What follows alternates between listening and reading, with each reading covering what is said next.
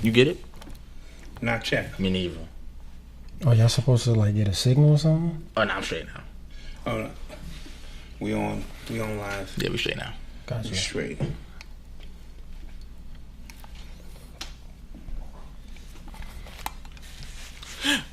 Super late. But it be like that, man. We always late. Happens, man. Yeah, we always happens, late. happens. Representing that urban excellence. You know what I'm saying? Yeah. You know what I'm saying? Let me give a piece to the fam. Then we can start. You know what I'm saying?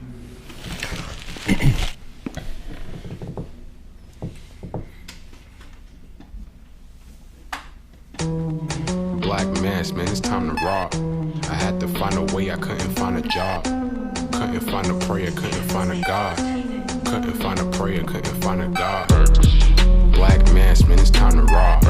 I had to find a way, I couldn't find a job. Couldn't find a prayer, couldn't find a God. Couldn't find a prayer, couldn't find a God. I woke up, then I logged in to that UrbanX where they be flexing with that blog in. Put it down, cause my little homie called in. Had to bail him out, he in trouble with the law again. Black skin can't win in the white world. Seen a brother kill his own kid for that white girl.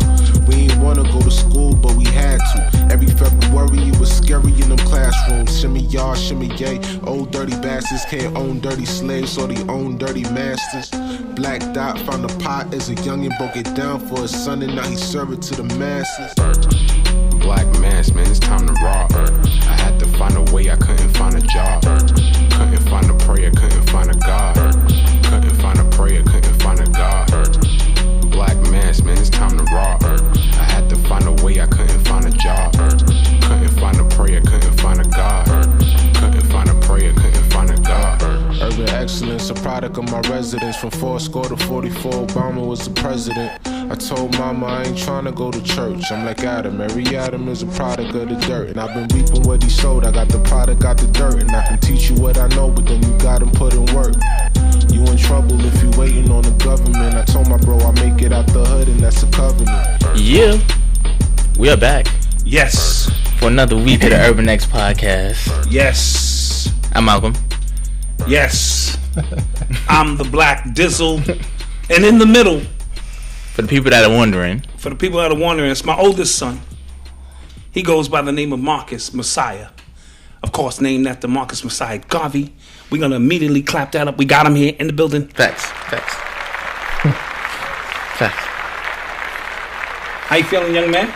I'm good. I'm grateful to be in here. Even though this is a family thing going on, I'm just grateful to be here. So thank you. That's what we talking about, man. The people been asking for you. Some people are, yo, when is your oldest son coming? That's true. I'm like, yo, he busy doing amazing things. So, but we here now in the building. We want to apologize for the lateness. The tardiness, man. The tardiness. We in Mercury Gatorade.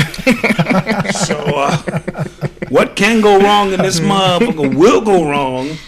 And then we, of course, we had to change the setup. Yeah. Accommodate 3 people. It looks different because the last time we had 3 people, we were like real tight. Yeah, it was like really, really tight. What up, UrbanX Nation? We hope you guys are in the building Facts. and having fun as usual. So, my opening statement is glad you're here. Thank you. How's your week? My week was alright. It was cool. Week was alright. Yeah. Kind of, sort of. I was tired all week. I'm always tired. And man. then you went to a funeral. Then I went to a funeral. That was rough. That was rough. Yeah, it was rough. Young man, 24 years He old. was 28. He was 28. Yeah. Shot in his back. Yeah. Just had a kid. What's his name? Purnell. Purnell. So Purnell Cujo. Purnell Cujo. R.I.P. to Purnell Cujo and his family. Just had a kid. Yeah. Kyle would shoot you in the back. Yeah, man. This guy's a banker. Had a brand new BMW. Upcoming. Went to college with you. Yeah. And so. Alfred? No, he went to OS. So it's another case of just craziness going on out here. And it's sad. Yeah, it was beautiful. I mean, it was so many people there. It was like standing room only at the funeral. Right. It was so many people there. Well, that's generally a testament of the life you've lived up until that far. But I'm talking to the people out in the chat who have children. I couldn't even fathom going to one of my son's funerals, knowing that they're great young men, that they were raised right, that they're doing the right thing out here, and have to look in the casket and see your child because somebody else was hating. You know what I mean? A really bad look. Again, R.I.P. to him, rest well, and shout outs to him and his family. Yeah, shout out to his family. You know what I mean? Because they're going to really go through it for the rest of their life. So what you been up to? Well, I've been doing a lot of real estate investing. Real estate investment? I thought you was a drug dealer. I was telling people he's moving weight. But no, you actually working in some real estate. Okay. So hit us up with, just the general. We'll talk more tonight about what it is you do. But how's the experience been going? What have you learned? What phases are you in it? That kind of stuff. It's an amazing experience. It's not easy, especially if it's worth it. But I learned a lot. And make a long story short, what's been in public schools, a lot of things has been omitted or intentionally not taught to us for specific reasons. And I think I learned more out of school than I've been in school. And as soon as I got out of school, I learned more about how this world works, how the system works, and how to build wealth. And I learned more being out of school than in school. Right, so in school is just like an indoctrination, basic stuff. Basic stuff. Basically, stay in line, listen to what you're saying, don't make mistakes, be perfect, and stay in a straight line, and live the American dream. The American dream. Yeah.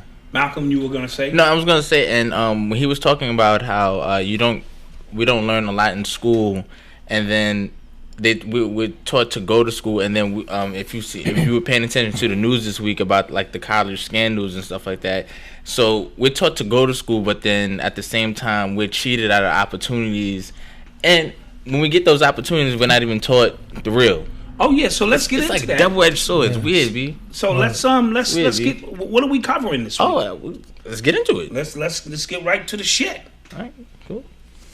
You are tuned into the sounds of Urban X. So the FBI uncovered like one of the biggest nationwide college admission scandals ever in the country, and they did so by accident. They were investigating another unrelated case, and they kind of happened to just stumble upon this one, and they found out people were bribing colleges to get their kids in, and actual test administrators to give their kids extra time to take it. And sometimes their kids weren't even taking it. They were paying other people to take the SATs for the kids to get into these schools. And some famous people got involved. What's this woman's name? From Full House? Yeah, the aunt from Full House. Forget this way. Oh yeah, she's greasy. Whatever her name is, y'all know her name in the chat room. They all look alike, man. Yeah. Lori what? Lachlan, yeah. Lori Lachlan. And it's another one. It's another famous person that got knocked. No, it's a bunch of them. Yeah, it's a bunch of them. And what's crazy? Her daughter, she has like a YouTube channel. I guess she has like a following. I guess, and she was just talking about how like she really don't care for school. Like she was like, I just want to go for the experience and the parties and the games. I don't know when I'm gonna be going to class. Like whatever. And come to find out, when the news came down that her mom got indicted for this or got caught up for this, she was on the yacht with the USC like CEO or the president or something like that. The mother? No, the daughter. Oh, wow. Ouch. Yeah.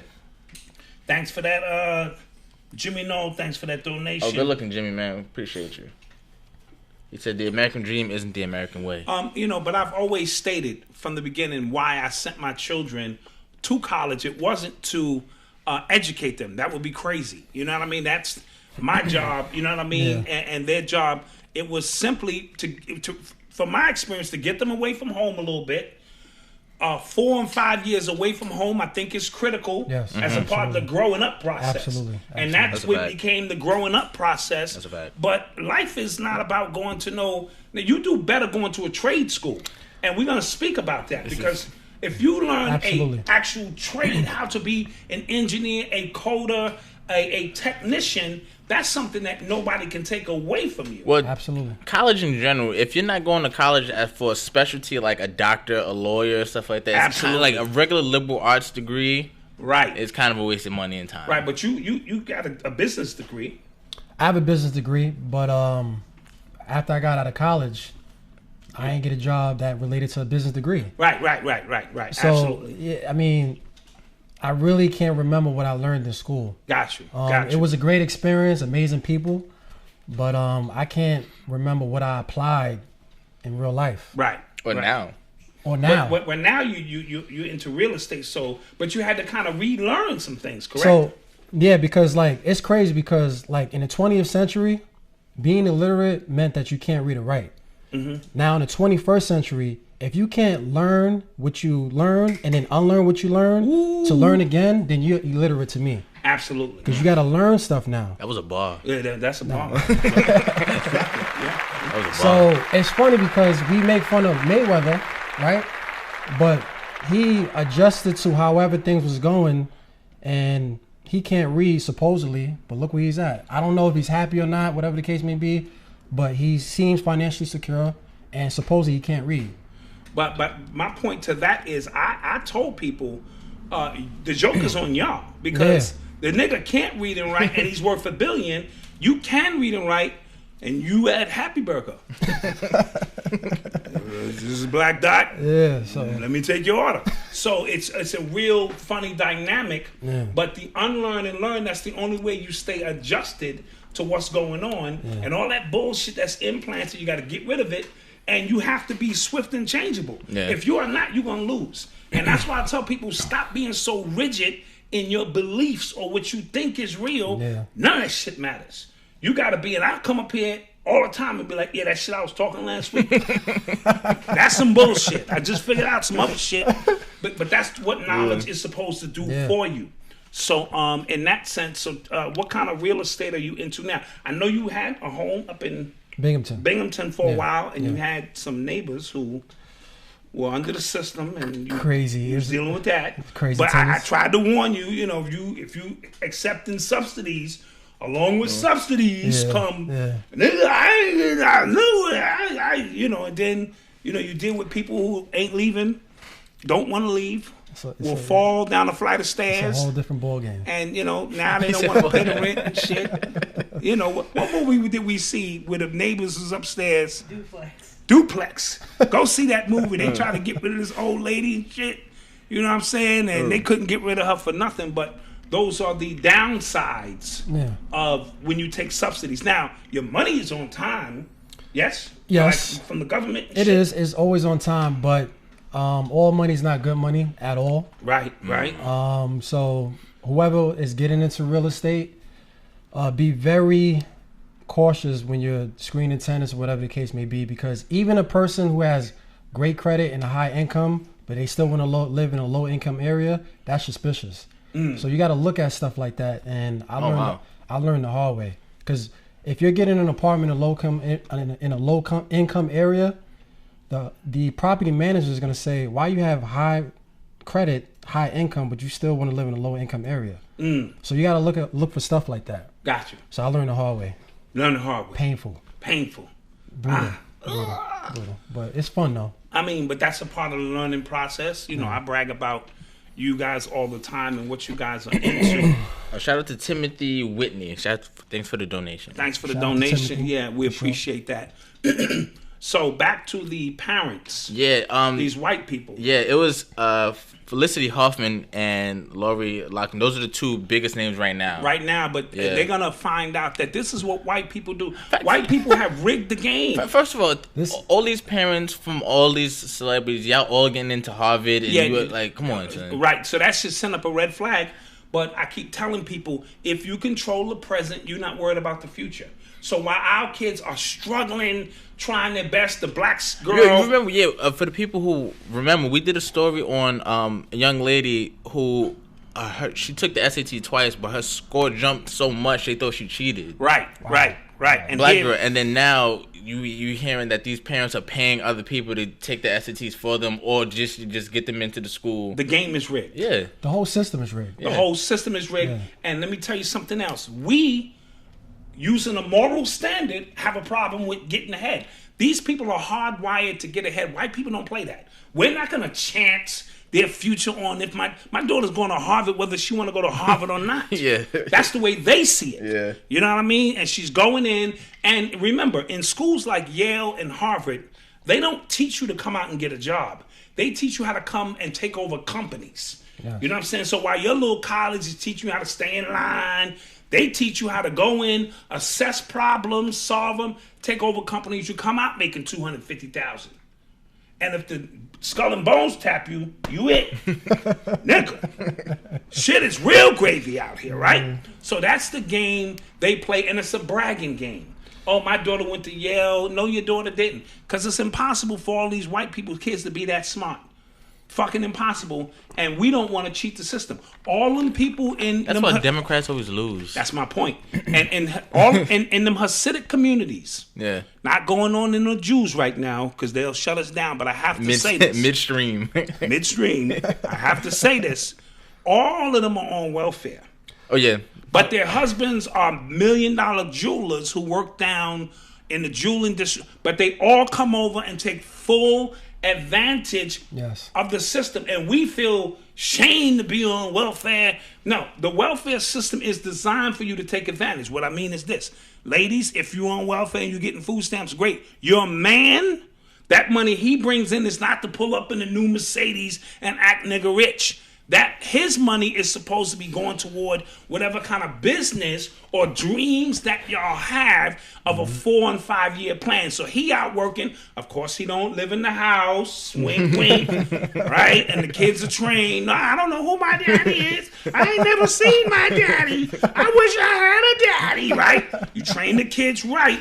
And he's supposed to be taking that money, not flipping pounds of weed, and he a weed head. And no, he's supposed to be investing that money so that in 4 or 5 years, the game plan is to transition us into whatever business or opportunity that we have. That's the mindset that we have to have on welfare. Not I'm on welfare, my kid's on welfare, the kids on welfare. We got generational welfare going on. I created a t-shirt last week that said Stripple Effect. And it was that if a woman has nothing of value to pass down to her daughter, anything other than how to strip and make money, she is then going to pass that down to her daughter and her daughter and her daughter, creating a Stripple Effect where that's all y'all know. It's sort of like the welfare system. So these white people come in, they take over the welfare system. They take advantage of the welfare system. It's more white people on welfare than anybody. It's more white people on welfare. You wouldn't know that. You wouldn't know that. No, you wouldn't know that by the media's breakdown to have you thinking only black people are on welfare. And here's the thing about welfare. I think that welfare has its place, but for some reason, culturally, we let it be a resting place. And facts. Other cultures, they take advantage and they do what they got to do. And for some reason, because it's supposed to be a transitional situation. I had a welfare card. What? This is blacked out. I give up ghetto stories. This is a Ghetto Cosby story exclusive, right? So when I moved in, me and your moms moved in. I had my own apartment since I was 16. Right. But me and moms, we got our place 17, 18 years old. I turned my apartment over to my boys. I said, dudes, just take care of the apartment. The rent is cheap so that we don't lose the same apartment you now are taking full advantage of. So, little beknownst to me, after a couple of years, these niggas wasn't paying the rent. Right? And then they came to me, yo, we ain't pay the rent. So, I grew up on welfare. So, I knew from my mama, because I done been to many face-to-faces, I'm going to go down and get a one-shot deal. Now, if you ever been on welfare, you know what the one-shot deal is. And because I wasn't working at the time, I was in between jobs, right? My boys is like, yo, just go down there. I'm like, yo, how I'm gonna look? You know what I'm saying? I'm a rapper. I'm trying to do my thing. And y'all want me to go down to the welfare and shit and get a one-shot deal. Fuck it. I went down there. And I'm babies all over crying, throwing milk pampers, security guards pushing me around and shit. And finally, I get up to the counter and she, all right, well, you know, you qualify for the one-shot deal. I'm like, yes. And then she was like, so you're not working, are you? I was like, well, not at the moment. She was like, well, let me do something for you. Junior, she gave me food stamps, backtrack my welfare shit. I got about 3 or 4 checks. I got a card in there. You do the expose. You'll see me like this with my little welfare card. It was only about 3 checks because I've been working my whole life. But I took advantage of the system. Yeah. Caught these dudes up on their rent. You know what I mean? Got some food stamps out the deal. Come on, man. Come on. You don't get no better than that. Yeah. And back then, the food stamps, if I believe, was actual food stamps. It was it was the book, the brown, the blue. Yeah, I had to look around. You know, like, see, now at least they give it to you on a little card. You can act like you can pull out your actual Visa. And then slip the lady the other shit. Visa. You know, you can freak your shit now. But back then, it was look around. Shit. Yeah. So that's a Black Dot Ghetto story, Ghetto Cosby story exclusive. I wasn't always this rich and prosperous in life. And I'm not talking about money. I'm just talking shit. Next, what do we have? I'm not finished with those parents. Okay. You got more? I just want to continue to harp on how if you control the present, you're not worried about the future at all. Right? These games are rigged. The school system, the prison system, the court system, all of these institutions are rigged so that we do not win, and we play by the rules because our soul and conscience won't let us hustle the way they do. You got to change your mindset. They told you in the Matrix. Morpheus told you certain rules can be bent and certain rules can be broken. And that's where we're losing. We're not going in the seams of the Matrix to take full advantage of what's available for us. Black people, we're just we're just great people. This is what I mean. I mean, it's embedded within our DNA. Like, at the core. It's honor and code and these things. And I get it.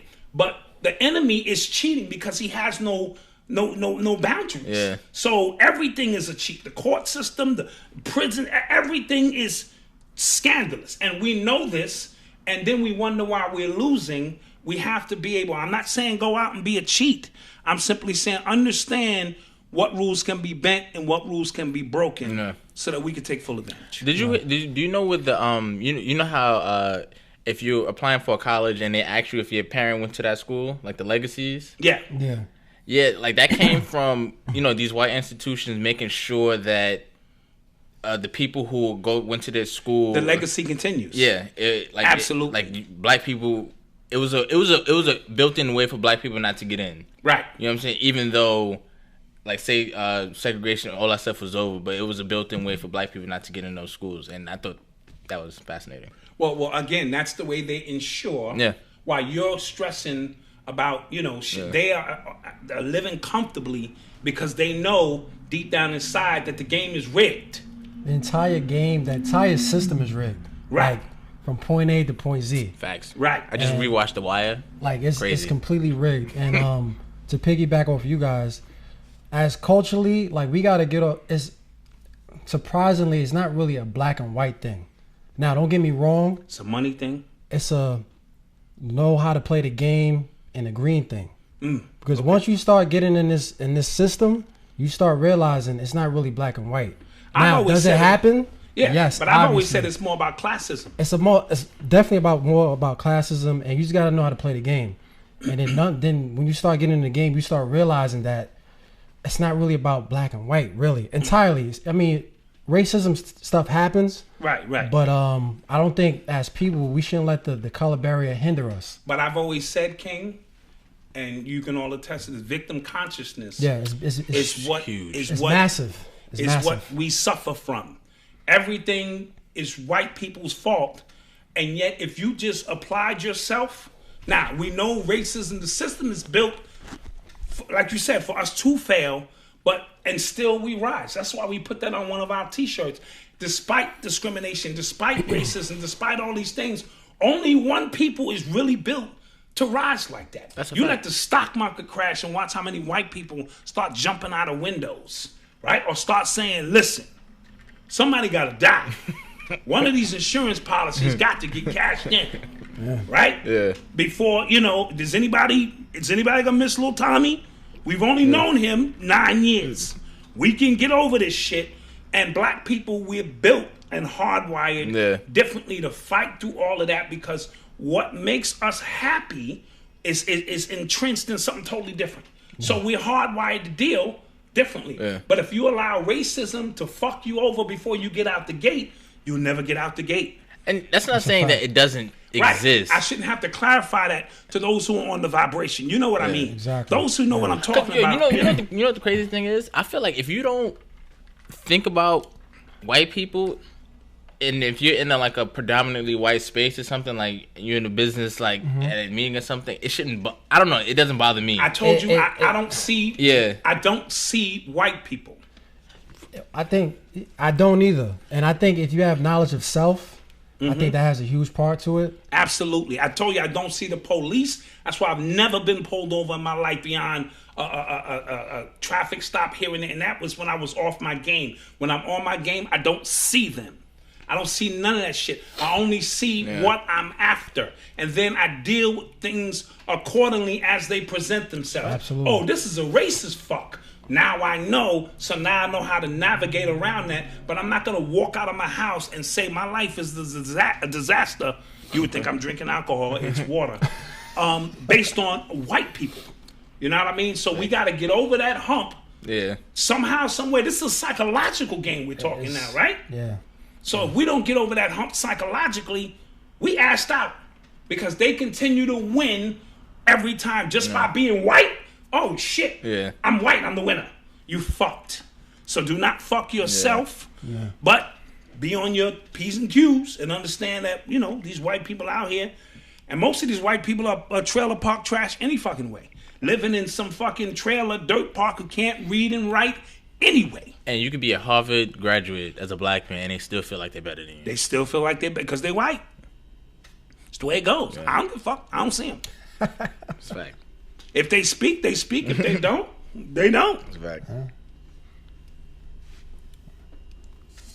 You are tuned into the sounds of UrbanX. So when the Terry Crews Me Too thing kind of started, I feel like here at UrbanX, we were like one of the first ones to kind of just talk about it from all angles. Okay. And in the past few weeks, he's been displaying some really weird behavior, right? He's been talking about some rude articles saying that straight black men are the white men of black people. Say that again. Straight black men are the white people of black people. Okay. We're the oppressors of other black people. Follow along with this shit. It's crazy. And then recently he came or he said something about like same-sex couples raising children, and then people got at him for that, and then he's been all over the place. I heard about that. What did he say about that? He said that the tweet's here. It says that same-sex couples and single parents can successfully raise a child, but he believes paternal and maternal love are the vitamins and minerals to like basically raise a kid. And somebody said like, love is not gendered. You don't need both parents. And he said, yeah, but they'll be severely malnourished. People flipped on him. Yeah, and then so now he actually apologized. He issued an apology. He issued an apology for that. Yeah. No. For the tweets regarding black men. Okay. Oh, okay. So now he's a regular black man again. Yeah. So somebody said, it was this dude on Twitter. He says that he doesn't know if he wants, like Terry Crews doesn't know if he wants to be DeRay, like or Umar Johnson. Yeah. He's stuck in between. He's stuck in between. Right. That was hilarious. One day he wants to be DeRay, and the next absolutely. Yeah, and remember I said this a couple weeks ago. I said he probably thought because of the Me Too thing, he was gonna have like a bigger bigger role in a bigger image in it, and then he didn't. So he was just kind of grasping for straws. And now, just in my humble opinion, he's confused. He's mad confused. He's going home, and he's like, "Damn, should I stand up for black men? Look at me.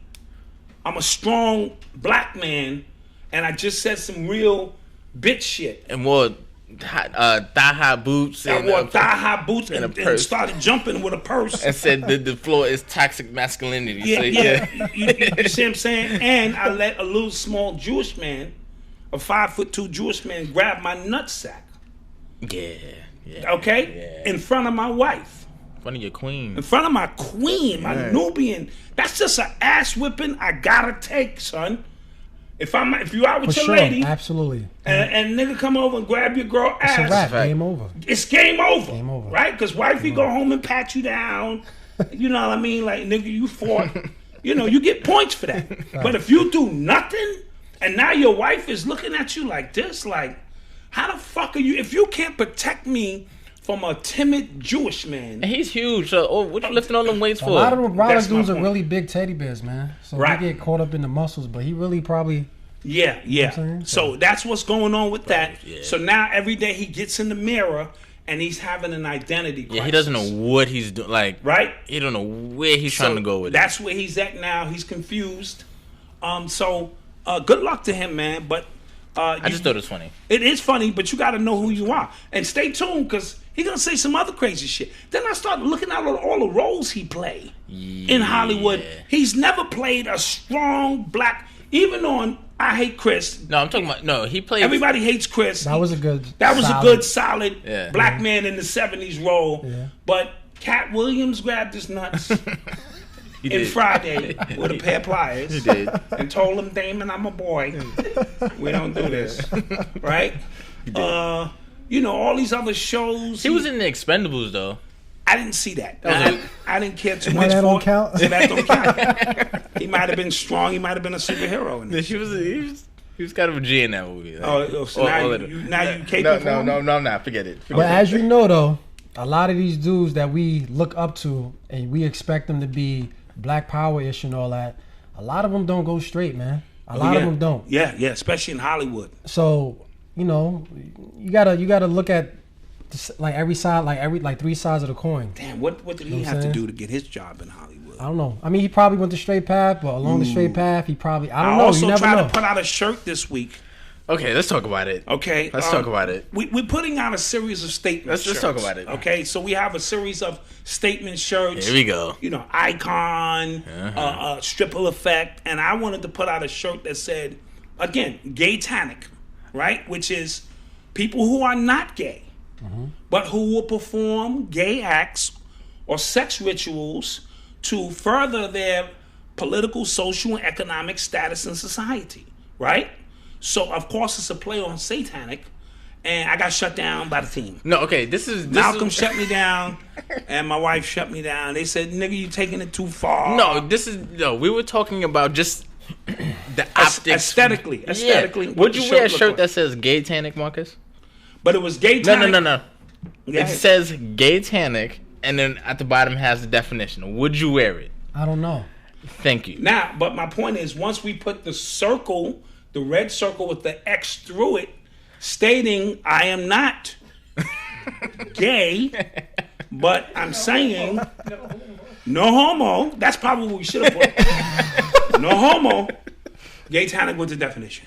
Anyway, long story short, we didn't do it. First of all, because this is not my company. If it was my company, this shit had been shut down already. So I have to take in consideration, and you guys made some great points. Thank you. Looking outside of the so-called conscious people who might have got that, there are regular people who will go, you know, you don't want that heat. Like, you don't want the gay mafia coming at you. Very powerful, man. Very powerful. Yeah. You don't want them coming at you. You know what I mean? Because, I mean, all they can do is take my AARP card, and I don't even want that to happen. Like, I ain't got a lot to lose. So that's why I talk shit. And they be like, bring up his. God damn it, only has an AARP card. Cancel his shit. Now, if my AARP card get canceled and I go to the movies and they say I can't use my discount, it's going to be a problem. It's going to be a problem. I'm going to get on this platform, talk shit. So, but I do understand, you know, how that worked. So I let it go. Yeah, we took a vote. He lost. I lost. Yeah. So, but email me if you willing to pay a few and then he was being a baby on Instagram. He went on Instagram, put the shirt up. This didn't make it, but what y'all think? Yeah, and then I wanted a survey from the people. Being a baby. People was like, yo, Doc, put that shit out. Y'all will say that until my AARP card get taken. Then y'all ain't gonna want to pay me my discount. Fuck that shit. I know when to stay in my place. God damn it. Speaking of Instagram, You are tuned into the sounds of Urban X. yesterday people were losing their minds because Instagram and Facebook was shut down. For how long? I think for most of the day. I think the whole day. I know mine was shut down the whole day. Like you couldn't get in? Now I could get in, but nothing. Oh, I thought I was bugging. Yeah, It wasn't I thought I It was wasn't bugging It wasn't too. refreshing. Oh, alright. Stuff wasn't uploading. Everybody else was complaining on Twitter because apparently Facebook wasn't acting right either. And yeah, a lot of people, And let me tell you, I made about 9 posts, and I didn't know that they weren't moving or being taken. That just goes to show you my IQ with Instagram. I'm like, and I came in and said, damn, my shit is still at the top. I must be doing some shit. It ain't moving, but fuck it. So I was a little confused too, but it goes to show you how relevant, as we spoke about, this internet stuff is and this social media drug is. That's a fact. I know a lot of chicks lost a lot of money because they couldn't do their Instagram modeling and, show up for, auditions and you could book me. And a lot of people lost a lot of dough on that.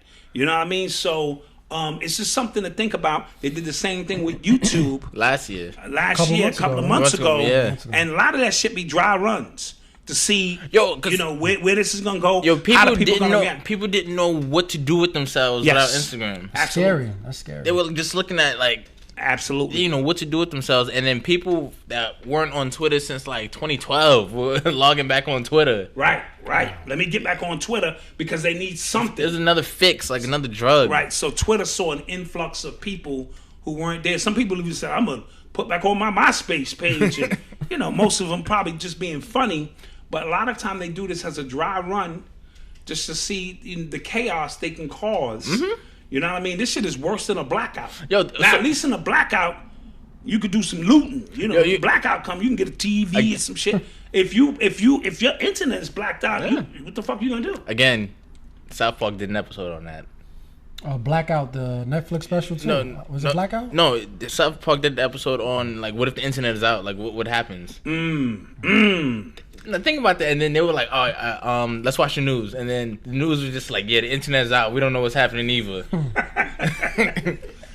You know what I'm saying? Yeah. They was like, somebody bring up their BlackBerry. And they were just like, yo, there's no internet. We can't do that. Telling you. But again. So, imagine it. What would happen? What happens? We got to talk. We got to sit around and have a fucking family conversation. How's your day, man? Nigga, the internet, I don't know. Hey, man, what happened at the job? Nigga, I couldn't go to work. I work on the internet. You know what I mean? So it begins to show you how much we have become acclimated into that world. And, again, I'm just giving you a heads up. I feel like people sooner or later gonna have to take a detox soon. I'm gonna take a detox soon. Yeah, I'm done. I know y'all keep saying that. Yeah, y'all go die. Digital detox. I'm taking a digital detox. That's a fact. Because things that consume you or you consume begin to consume you. Mm-hmm. So it becomes like it's now eating at you where you can't even be productive in your life. Because your whole life, your whole avatar, everything about you is online. And I notice you don't spend a lot of time online at all. I don't. You get in very scarcely. Tell me, we didn't even know he had an Instagram. He had a burner account Instagram. Odyssey found him. I'm like, wait, what? What the hell? Yeah, I mean, the whole purpose was just to build my network. You know what I'm saying? Yeah. But that's as far as supposed to use it for. Yeah, but as far as sitting around talking shit. I just never been that person. I've tried it. Cancel it, try it again. I just never been that person, but I know to adjust, you gotta, find a medium. Play the game. But other than that, I'm not really a social media. Neither am I. As ironic as it seems like I'm very comfortable here. I like Twitter doing this. This bothers me, because I'm a private in my shell kind of guy. I have great conversations with myself. With myself all the time. All the time. These conversations me have, man, if only you guys could hear them. And I do share a few of them with you guys sometime. And it's time for me to go back in that shell. And, because there's some things I need to tell me, that I haven't told me in a while. So I like you guys. I mean, this is fun. And I'm real happy today. I got my oldest son here with me. We all here. We just having a great time, and this is great. But this is this is not gonna work. Yeah. I'm saying. So just be aware. They do the test run. They collect the data. Today, Easy Pass was out for those who are traveling. You know what I'm saying, across. Toll lines, and then what happens is you fuck around and they send you a bill for $75 for a $2 crossing because if you don't do it within 10 days, is it? Some shit like that, they send you an astronomical bill and you forgot all about it and Easy Pass was out. This is unrelated, but I feel bad for the people that at the toll booths. Oh, cash. You mean like the people got to spend cash? No, the people who are actually working at the booth. It's not too many people working there anymore. Yeah. They removing them because they got them beams that catch your ass. Bing, bing, bing. You know what I'm saying? Going through the tolls. Which is kind of segues back to the Instagram and internet thing because most of our knowledge-based job, or most of like the labor-based jobs are being automated.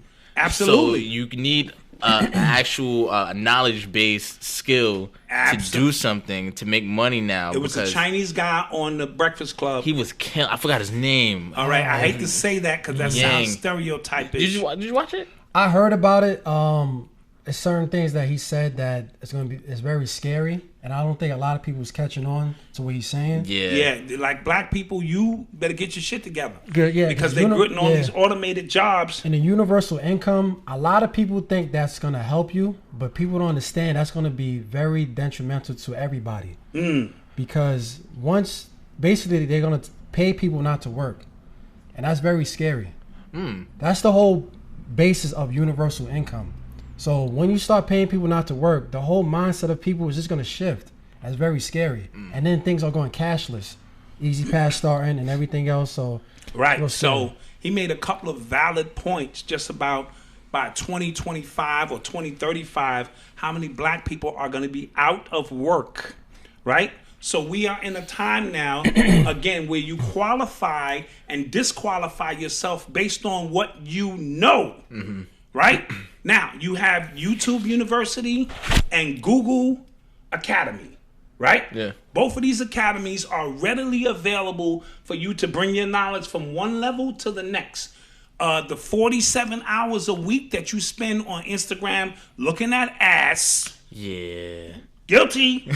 Side note, I asked my wife this question because she caught me looking at some jiggly asses, right? And she said, damn, nigga, I'm like, Ma, I didn't program these hoes in here. I'm scrolling and there the ass is. Now, what am I supposed to do? But I want to see her story. Maybe she has a story and shit. And then I just asked my wife, I said, let me ask you a question. What if grown-ass men with chiseled Terry Crews bodies was up there flinging their dicks like with no clothes on? Would you watch that shit? And she looked me straight in the face and said, yes. Right? Don't hate on me because the system is rigged for it to be an abundance of jiggly asses and not guys swinging their dongs, okay? Because I would feel the same way, like, come on, damn, man, you gonna watch another nigga and shit? Damn and shit. This is the way the game is rigged, right? So, back to my original point, which I forgot because I was taking off base. This is just water. It's just water. No, you're talking about this right. Instead of spending 47 hours bullshitting around, you could concentrate 20 hours a week for just 3 months, and your skill level on a technical level, whether it's coding, this, that, everything is there for you to learn. And we still behind 400 years to me in the technological world to my black people. Yeah. Right? Technology, basics. The basics. It's basic stuff that we just, I don't know what it is. We don't know how to shoot. We don't know how to grow our own food. And all of these things are readily available. Yeah. I had a 12-year-old kid teaching me about a new camera I bought. He was efficient. And this is what you do. You press this button. I'm like, shut up. This nigga's like my teacher and shit. He had about 4 videos And I learned from this 12-year-old kid. So knowledge is on the planet. It's readily available. Those who take care of it or take advantage will move on. Yeah. Those who don't, who are stuck in, because soon they're gonna have the automated motherfuckers making your burgers. They already got them. They starting them because they don't want to pay $15 an hour for niggas to flip burgers. And the Domino car that's gonna be driverless. It's not gonna have a human being in it. The Domino's car is showing up without a person in it. You can't even argue while your pizza's late. Yo, why the fuck? Just give me the fucking pizza. You are welcome, sir. It's just gonna be, and then the shit might have different voices based on who ordered the pizza. You are welcome. Enjoy your pizza. How the fuck you know I'm Indian, motherfucker? Just because my name is Saeed, motherfucker. Shit, I got a black daddy. So you don't know where this shit is going automated. They already know who you are. So ain't no more secrets based on your profile. This is a strange time. It's a strange time, but black people better get it together. And they keep saying these trade schools are empty. Yeah. Right? Niggas want to be what? Rappers. Remember, and ball players. The Killer Mike show? Right. Did you watch it? Yeah, amazing. Yeah, amazing. A lot of people didn't like it, but Yeah, whatever. Yeah.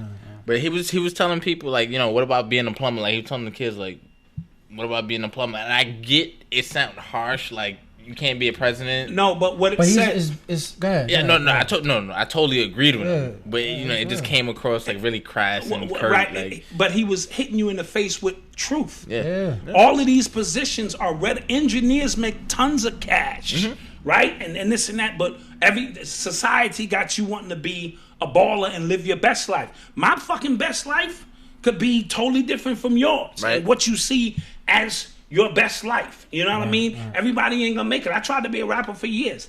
And then the bills started backing up. And my wife was like, all right, you got your little demo and shit, but the lights. Not lights, camera, action, nigga, lights. Right? And you gotta make hard fucking decisions. And I drove a bus for 18 years and it was amazing. It got you two guys through college. Oh, you lost wrong shit. Right? Yeah, that's right. You niggas didn't get through college because of the conscious community and the super absorbed knowledge that I received. You niggas got through college with me doing this shit. Next stop, 125th Street. Right? That's right, man. So, a lot of times, we you know what I mean? Exaggerate shit, and it's real deep. It's really, really deep. So the Asian guy, his name was Andrew Yang. Andrew Yang. Yeah, watch that interview on the Breakfast Club. Interview on the Breakfast Club. It's online, and he was just dropping it. He was dropping some real serious stuff about what the future. Because remember, they have these data analytics now that tell them what the future is going to look like clearly, and who's going to make it and who's not going to make it. So for those who are analog in their thinking and in their being, and they don't want to integrate over and transfer their shit over to digital, they're not gonna make it. Yeah, and for the people who have iPhones, you can check your screen time.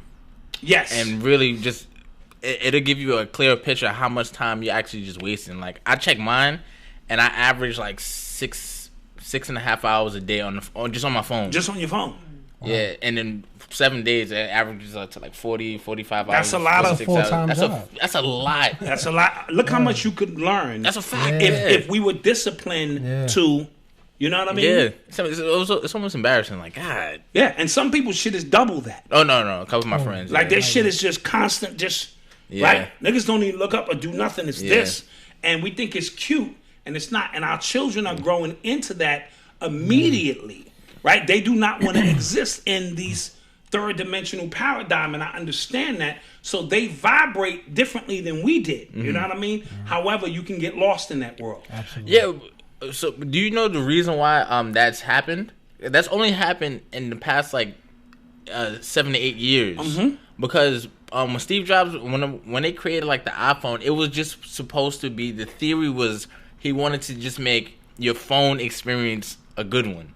Right. So he wanted to have your music and your phone same place. No, that shit was dope. I got the very first iPhone. Shit was dope. And the shit done moved out of control now. No, it Passed happened. away and everything changed. No, Right. so yeah, apparently, this book I'm reading, really good, recommend it. It's called Digital Minimalism, right? Digital Oh, yeah, minimalism. I heard about Yeah, that. by Kyle Newport. He said that everything changed once the Facebook IPO happened, and they got all that money from Facebook.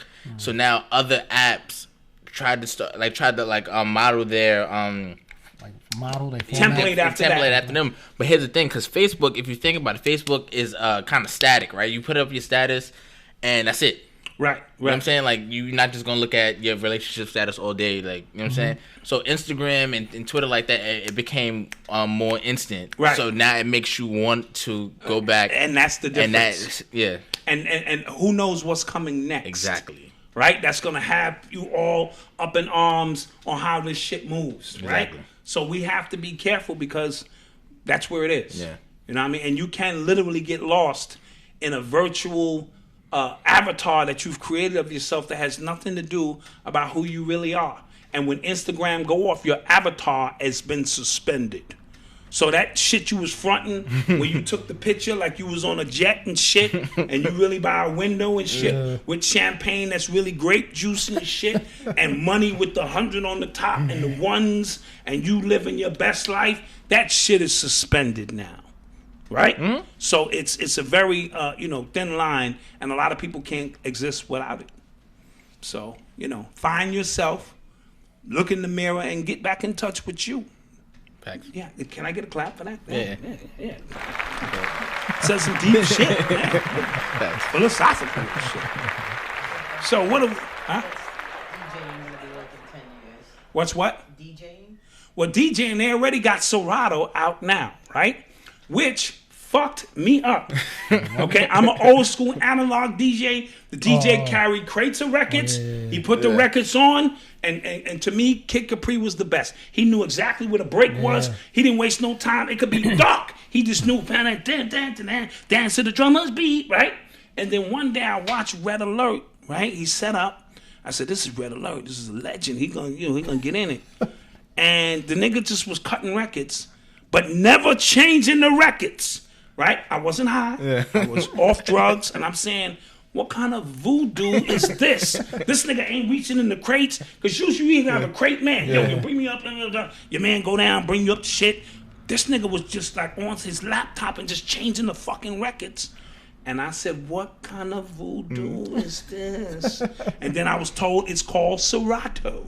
But now you don't have to carry 50 crates of records. It's a book bag. It's a fucking book bag with your laptop with 1,000 songs. Makes sense. For sure. And at least with that, you still can cut. Yeah. It's still, you still put these two blank records on, and you can still get the scratch. Now they just got them little silver wheels. Yeah. Yeah. That's the shit I bought Eli. The controller. Yeah, Eli got the controller. We trying to get in here and DJ, teach him some shit.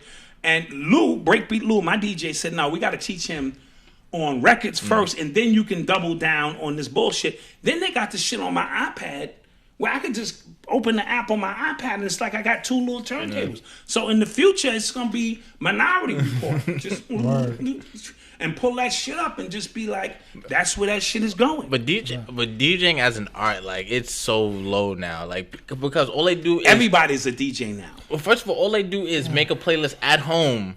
Right. And then play it at the party. They don't mix live, like, because sometimes like what they playing is electronic DJs make a lot of money now because they got the drum machine going right online, and they be on acid. See, if you listen to music on acid, It's a different ball. that's a whole different ball game. You be lost. Me and wifey were in a club in Mexico.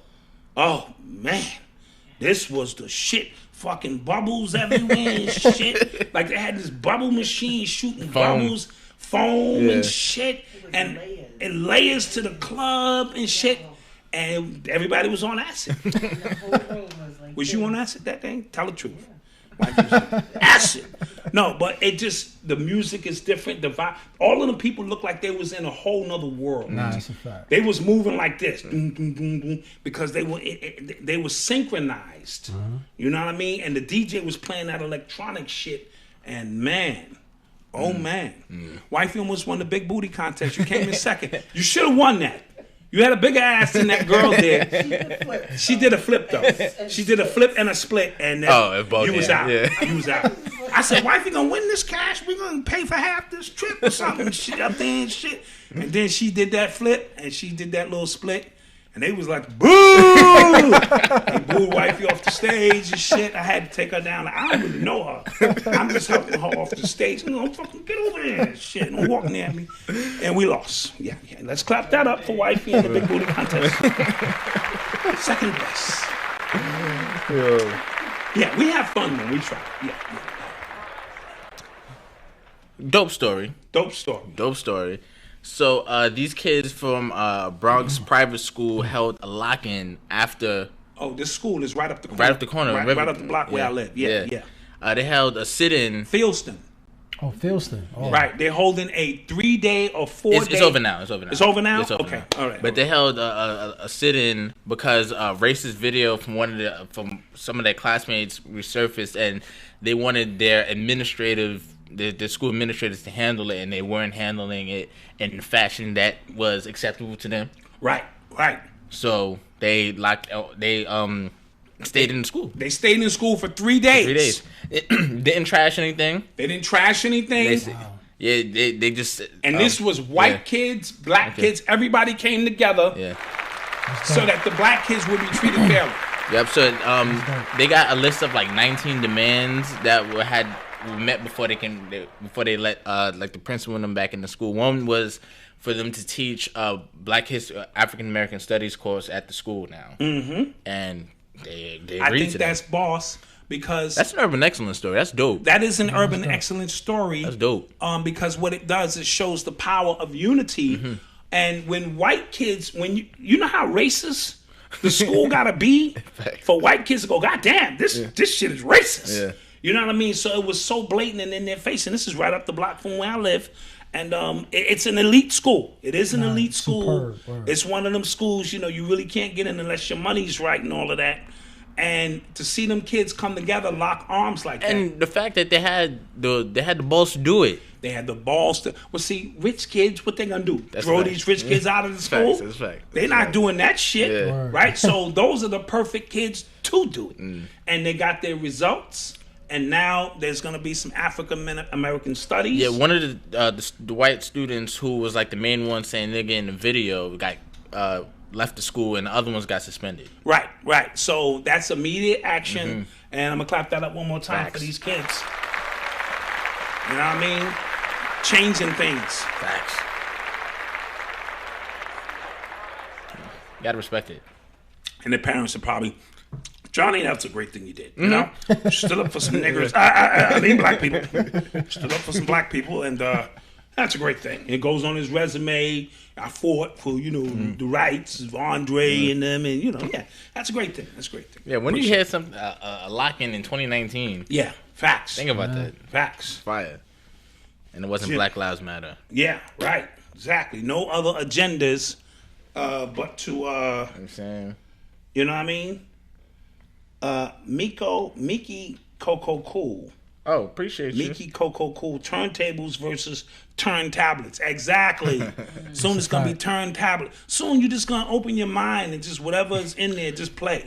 You ever been to a silent party? I haven't been to a it's dope. silent party, but I heard they kind of dope. Like you just put on headphones. Yeah. And everybody's jamming. Whoever got and shit. yellow is listening to the Just same saying, music. yeah. Whoever got red. You been to one of those too? No, I heard Oh, that. okay, yeah. I haven't been to one of those. It's weird to watch it though. Like Right, Outside because looking in is bugged it's out. like what the hell what is the fuck are they happening? listening Yeah. to? Right. But that's gonna be the wave of the future. You know what I'm saying? Go to a silent party. Yeah. In politics. In the world of politics. So the Senate blocked. They vetoed the president's declaration of an emergency for the border wall.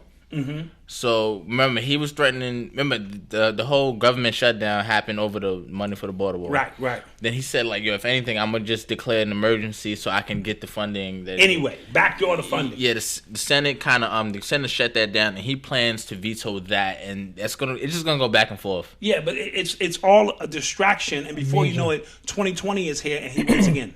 Yeah, That's the way that shit is gonna go. yeah, it's kind of wild to see. Like I think he's gonna win again. He's gonna win He again. is gonna win Yeah. again. Mark my That's a words, fact. he's gonna win But again. yo, remember that Trump? Landslide. in a landslide. I agree. Remember that Trump story conspiracy we talked about here, and then like he was like in that story, the guy whose name was Trump was the last president. Yeah, a lot of people think that's where it's going. Could be because a certain war. Listen, he already gave you the clues. He's funding a space program. You've been talking about this right now. Now he funded. What did he call it? I need people Space to Force. go. A Space Force. Space Force, Now yeah. that should sound like some shit out of a comic book, right? Yeah. I need brothers and sisters to join the Space Force. What the fuck is out there in space that we need a force? Yeah. Star Wars. You already know where this shit is going. Yeah. Project Bluebeam. Next thing you know, what's the one thing to unite the world? Aliens. You saw the shit in Will Smith, Independence Day. Yeah. Chinese people, yay! Black people, yay! You know. Indians, yay! That's very bad. That's racist. But you see what I'm saying? It united the world, and you saw once the key on how to defeat them came through, they passed it to the Africans who were shooting spears in the middle of the shit. The Chinese and everybody came along, and we united. That's all where this shit is going. The minute I heard Space Force, I said, this nigga didn't just say Space Force. He said Space Force, right? So there's something out there that you niggas can make plenty of money. I think a lot of you niggas who sit around and smoke weed and do nothing should take that job. It's you in space. There's nothing out there. You just watching. In case the aliens come. And when they come, and they will come, oh, baby, it's going to be lit on this planet. Crazy. Right? Because you niggas think it's real. I wouldn't know this is some bullshit. Aliens are not going to travel multi-dimensions with that kind of ability to come here and fuck up people who can't do nothing about it. If you have the ability to hop through dimensions and appear in our little world to fuck us up, that makes no sense. It doesn't. Doesn't make sense, right? It doesn't. Like when you see the cattle and the mutilated cattle, you mean, wait. These motherfuckers came all the way through here, decomposed, recomposed, 50 light years away to fucking beat up cow? No. That's your government doing some crazy shit. I never thought about that. Right? To create, put this shit, this is Inception. Put this shit in your mind that there are aliens coming. Holograms and all that. Holograms, Project Bluebeam, Right. and now they got this hologram shit so good. Not that Tupac shit they showed you, where he on stage. They got the shit where motherfuckers sitting next to you that you would swear is sitting right next to you. Yeah. They might start with Jesus. Mm-hmm. Jesus comes down from the clouds, and all the Christians go, see, we told you Jesus was building a school. We told you he was gonna build a school, right? So, or you know how religious people get. This is their moment. They start with that. Niggas saw Jesus in the clouds, because your mind will start playing tricks on you. Right. You swore I saw that shit, son, and then the shit is gone, right? And then soon it's an attack. It's an attack with real beams. Shoot a few of you niggas down like roaches, so y'all know this shit is real. Then what? Y'all niggas is scattering. Niggas, instead of running, let me tell you what black people gonna do.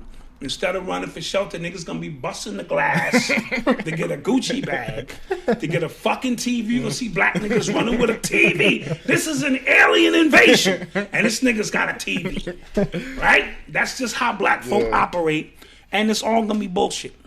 It's all gonna be bullshit. Any people, any interstellar beings traveling that far are here to enlighten them. Remember, a lot of them cannot interfere. From a universal perspective, it's a universal law. We cannot interfere with your level of progression here on this planet. We could drop seeds. Well, it'll only that logic actually only makes sense to white people, because that's what they've done since the beginning of time. They traveled just to mess, like, fuck up and destroy shit. just to destroy stuff. You know what I'm saying? Yeah, wherever they go, they fuck shit up. You know what I'm saying? Right. So that's why it didn't make sense. Yeah. It'll be right with their programming. Like, oh, okay, this makes complete sense. Because we've been taking over shit for years, and now the aliens are here. And that's the way that shit is going to work. Don't fall for any of that shit, brothers and sisters. Stay calm. Stay calm. That's funny. But that's the only thing that could unite the whole world now. Because you can't hit us with another Osama or you know what I'm saying, Saddam Hussein, or those characters, they don't hold the value that they used to. You'd be surprised. They hold the value in small pockets to redirect people, but the world now, they're trying to get you in the world system, world money, world domination, one world religion, all of this shit. That has to come from a catastrophic event of such proportion that niggas is getting in line. That's it. You heard? Well, Trump's trying to get his wall. You are tuned into the sound. He need to put a globe over the fucking planet. He need to stop aliens. Fuck a war. He need a bubble. And that goes back to the flat earth shit. Are we on a ball? You're going to get it shut down. Or are we moving through space, time and space infinitely on some kind of infinite plane? Tune into the Twilight Zone. They bring the Twilight Zone back. Your man Keel. Jordan Peele. Jordan Peele. You're not familiar. I remember the Twilight Zone. Twilight Zone. Don't do that. Don't do that. I have to talk to him. Don't do that. Don't do that. Don't do that. He's got you about 7 years. Don't do that. I'm the same, man. I remember the Twilight Zone. You Not sure? really, though. Do you remember Biggie Smalls? Yeah. No, I don't. I'm not gonna lie. Okay, so you don't remember Tupac and Biggie. There was some rappers in the 90s. I was two. Yeah, that's what I'm saying. So you The don't... Twilight Zone, dog. I remember the Twilight. They had repeats on TV. Yeah, okay. Just don't want to call you... You're trying to play me. Oh, my God. You know, just... I get the big piece of chicken, then he gets the thigh, and you get a leg, and a wing or some shit. That's the way that shit goes. All right, what else we talking about? So this guy Francisco Frankie Boy Cali, he was the leader of the Gambino crime family here in New York, and he was killed outside of his house on Wednesday. Wow. Yeah. That is some throwback shit. Since the 80s, that's the first crime boss that was killed since like 85 or something. That we know of. Yeah, but Well, usually... crime boss. Crime boss. And here's the thing. He was the head of the family.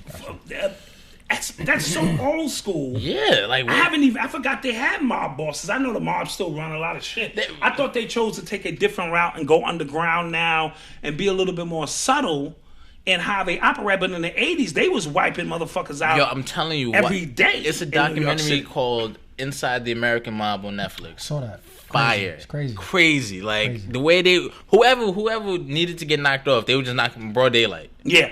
Like they didn't care who was that. It was just like, all right, cool, he gotta go now. So that means he probably did something off the chain. For them to do that now? Yo, first of all, there's a lot of former mob bosses who are just doing interviews now. And that breaks the mob rule. Yo, dude, it's I watched his Twitter fucking up mob bosses. Yeah, I watched his YouTube channel called Valuetainment. Yes. And Patrick Bay David. He be interviewing mob bosses and they be giving it all up. Yeah, it's a different time we live in now. Yeah. You know? Me, myself, Tony Baloney, Johnny Salami, Sammy Spice Hammy. We're dangerous guys, man. We're old school guys. Yeah. You know, now you got the internet, you got these guys telling all our business and shit, and you don't want to mess with Tony Baloney here and Sammy Spice Hammy. They're dangerous guys. Okay, so I mean, but what I'm saying is, so the game, this is a different. This is they wiped him out at his house. At his house, yeah. Man. So the Gambino family, that was the Gottis, right? Yeah, the Gambinos, Gottis. The Gottis. So Those yeah, are the he was Gottis. down with them, and so yeah, Gotti got the last Gambino head knocked off. Right. His name was I forget. He wiped him out in broad daylight. Broad daylight on the steps. On the steps, yeah, cleared him out. Yeah. Crazy. And then coincidentally, his house was like a couple miles away from where they filmed The Godfather, like a state. Oh, the wow. Corleone Wow. state. Yeah. Wow. So now he's dead, huh? This is in New York? Yeah, in Staten Island. Staten Island. Staten Island, yeah. Well, I guess, R.I.P. to his family, Figures. whatever. Pretty sure he did some shit. You moolies, fucking moolies, So, I wanted to talk about the Ethiopian plane crash. Yes. Because apparently these planes, the 737 MAX 8s and the 737 MAX 9s, have a default in the autopilot system. And apparently, so now they're saying that, I read the article said that airplane pilots are more just kind of they control rudder speed more so because everything don't is fly kind the plane. They basically, it says some planes take off by themselves. Then they fly by themselves. Yeah, and so now they just control like rudder direction and things like that. Right. So these planes, these new planes, that they have this effect where the autopilot causes it to nosedive. So they got the black box of recording from this plane crash that happened, and apparently, like, as soon as it took off, the pilot knew something was wrong because it said it was like dropping up and down. My question is, and my question always is, when a plane goes out of the sky, who was on the plane? Because the ends justify the means. These people will take entire planes down to kill one person on the plane. So, you know, that's where I'm trained to always go. There was 8 Americans on the plane. I don't know who these 8 Americans were on the plane, but I'm pretty sure if we know who the 8 Americans were on the plane, it will give us a open and shut case on if this was just an accident. Because the last time I remember it, not the last time, but me and wifey was watching the news and a plane crashed in Buffalo, and we asked the same question at the same time: who was on the plane? Come to find out, the lady who had her husband had died in 9/11, and she was an advocate for real answers to what had happened, and she wasn't buying the official story, and she made it all the way to the White House and had a sit down with Barack Obama, and she knew that the government was doing some foul shit and she wanted answers. He shook her hand and told her he will get to the bottom of this. She got on the plane to go to Buffalo, and the plane crashed. She was on the plane. Now, am I saying that's why the plane crashed? No, I'm not. But it's just to go to show you, they will knock planes out of the sky, right? And if they can control the rudder electronically, do not, get past that. That's what that was about. Or these Ethiopians were a sacrifice for something greater to come. Because this is the second plane of that that model plane to crash since like October. Okay. So that's why they're thinking it's something. No, that's why you're thinking it's something connected to fucking rudder speeds. No, I'm just saying. That's the argument that's being made. I get what you're saying. Do you get what I'm saying? I do. I do. Death. Yeah. We need bodies cooking so that some shit can happen. Today is Pi Day. Now I'm just throwing that out there. That had nothing to do with nothing. But what I was doing just now is I was displaying what was going on in my head movies in real time. That's all I was doing. So I was saying Pi Day, 322 is coming. Those are the days of the skull and bones. So I was trying to Mercury retrograde. I was having a head movie moment outside. I was giving you a fucking preview of the head movies. Goddammit. And you turned it into some other shit. My bad. Yeah. So R.I.P. to these people who lost their life. Did you see the pilots? Them beautiful black sisters. The stewardess. That hurt my heart when you seen how beautiful they were. They looked proud, of the positions they held. And, just providing a service. And it could very well be, this is Black Dot just saying this, a plane crash. All right? But I'm trained to go all around the board to see what sticks and what makes sense. So I'm hoping it was just a plane crash and something. Now, Trump has... downed. He's grounded. Yeah, he grounded them. Yeah, okay. Yesterday. Okay, so that's at least good news until they can get to the bottom of the situation. So you have some books you bought here. I know you're not reading all of them at one time. You could be. No, I finished all of them. Okay, so kind of as we change the pace up a little bit. Facts. Why you bought these 4 books here? Because Malcom has a book club. That's failing now. Everybody in the book club has dropped out of the book club. This nigga ain't introduced a new book. I actually did. Weeks. I actually did. Oh, so now you secretly introducing books around me, like your dad ain't in the club. Don't tell Black Don. I put it on Instagram. I know about it. Oh, now you didn't know about it. I knew about it. I just haven't had the time. Yeah. So explain your books here. All right, so there's a gentleman by the name of Corey P. Smith. Corey P. Smith. And when it comes to the credit game, he's like the best. To the point where the FBI thought he was scamming people. Okay. And not scamming people, but scamming to get more money. But come to find out, he's legit. And the FBI say he's one of the best. So if the FBI say he's one of the best in the credit game, then that's saying something. So I bought his books. He has 4 books. How to outsmart the credit bureaus. That's one of them. The conspiracy. Hold them up for the camera. Oh, I'm sorry. A little longer. Okay. The second book is The Conspiracy of Credit. All All right. This one is called The Unbreakable Laws of Business Credit. Right here. And the last book is called the the Credit Dictionary. So you can understand the terminology used. Everything. And he basically like teaches it on a mundane level. Like he don't use over the top vocabulary, something very simple that everybody can understand. And because of this man right here, he changed my life in regards to credit. I thought I changed your life, but that's beside the point. In regards to credit, in regards to credit, in regards to credit, in regards to credit, in regards to credit. And now because of him, I have no fear as far as like learning how to maneuver in this game. Understanding the matrix of credit. These 4 books right here, Corey P. Smith, Code breakers. Code breakers, Okay, I'm the about to write those gatekeepers, down. mother breakers. This is the guy right here. He changes everything, and to the point where, Wrote it down. because you gotta understand, as people overall, we get stressed out for things getting on our credit reports, choosing between food or making a bill payment to make sure your credit is good. But these books right here eliminates that fear because he provides remedies for everything. And Corey P. Smith, like, I think he's the best, and if there's someone else better than him, I haven't met him yet. Okay. But to me, he's the best, and very underrated. But Black dude?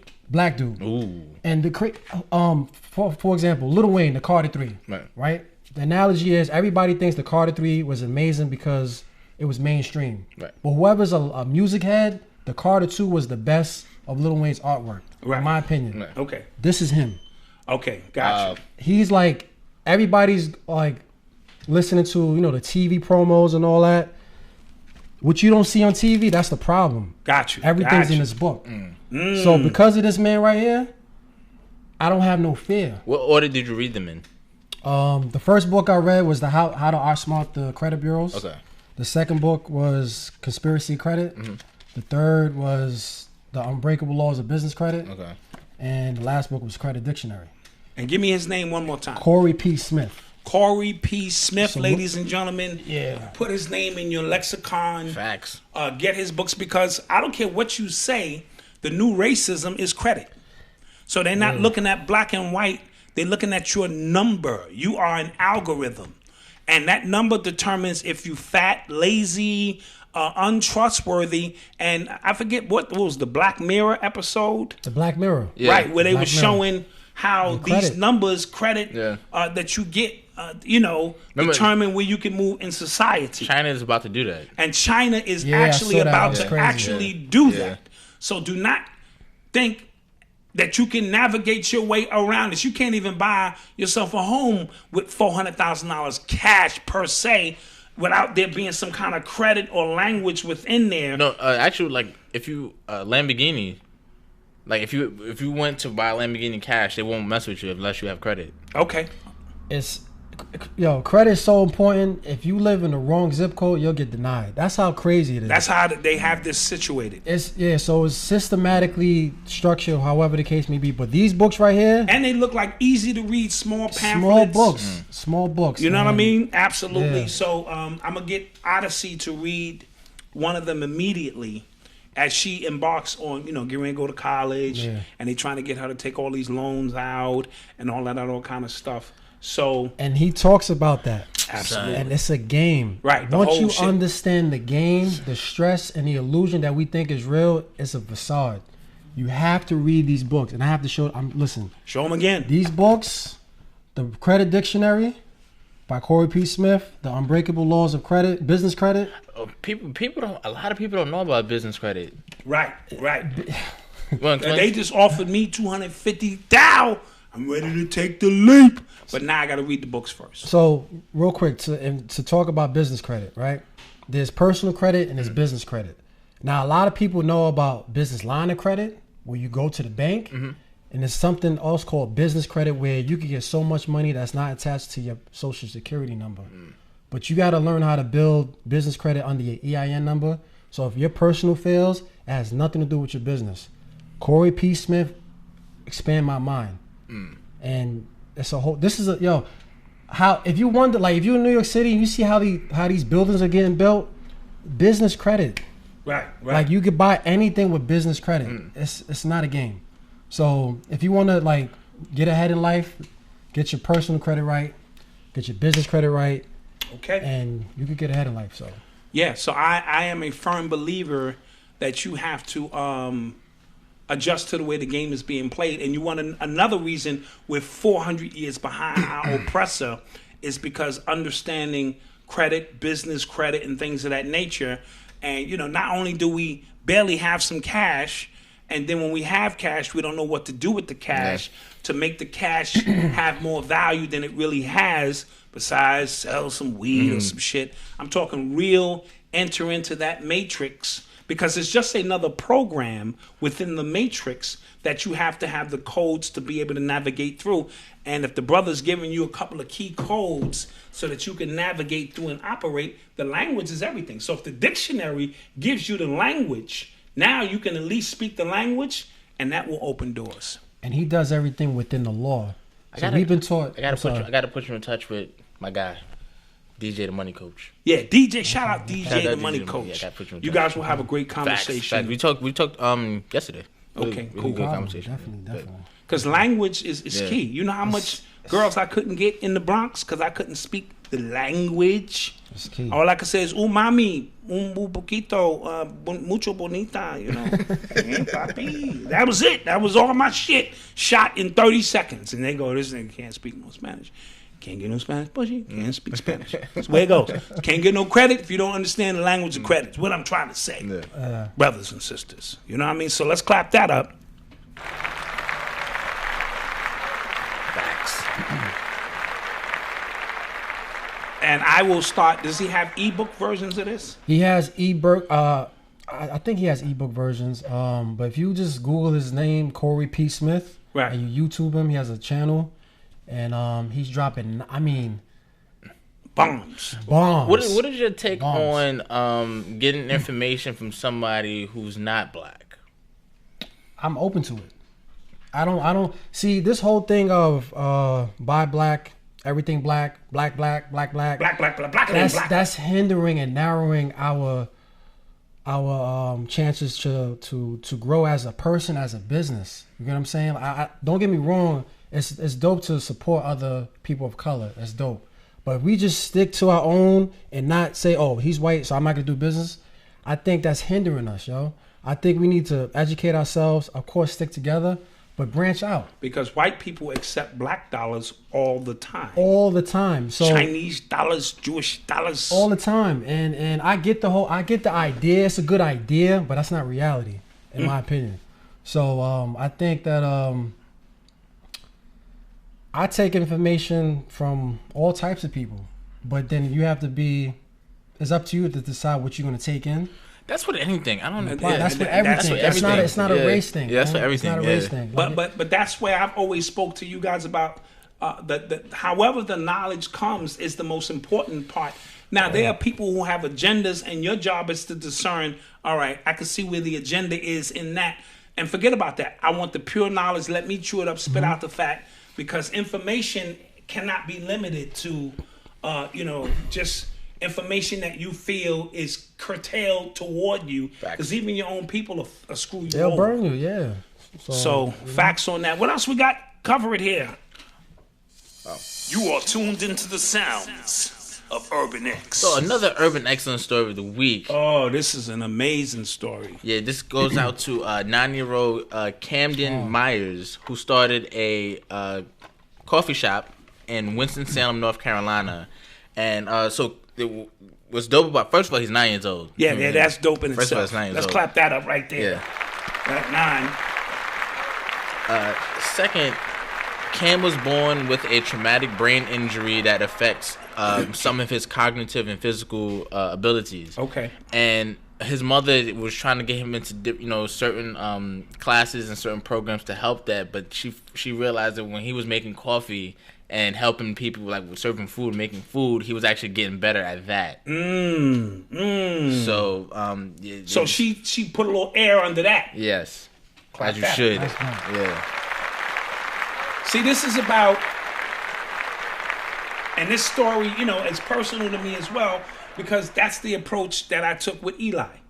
Eli, as you know, my son has physical limitations and cerebral palsy, But when he would watch ESPN and he would watch Stephen A. Smith, he would be arguing with Stephen A. Smith about shit Stephen A. Smith was saying. And then when I come home, he would start spitting on. He wouldn't just be talking out his ass. He was spitting like statistics and shit. Facts, yeah. Like, yo, nah, you don't understand because in the third quarter, this, that, and that. So I said to myself, okay, let's run with this. And then I watched the way he was playing the video games, and he was vicariously living through the video games because he couldn't physically do that.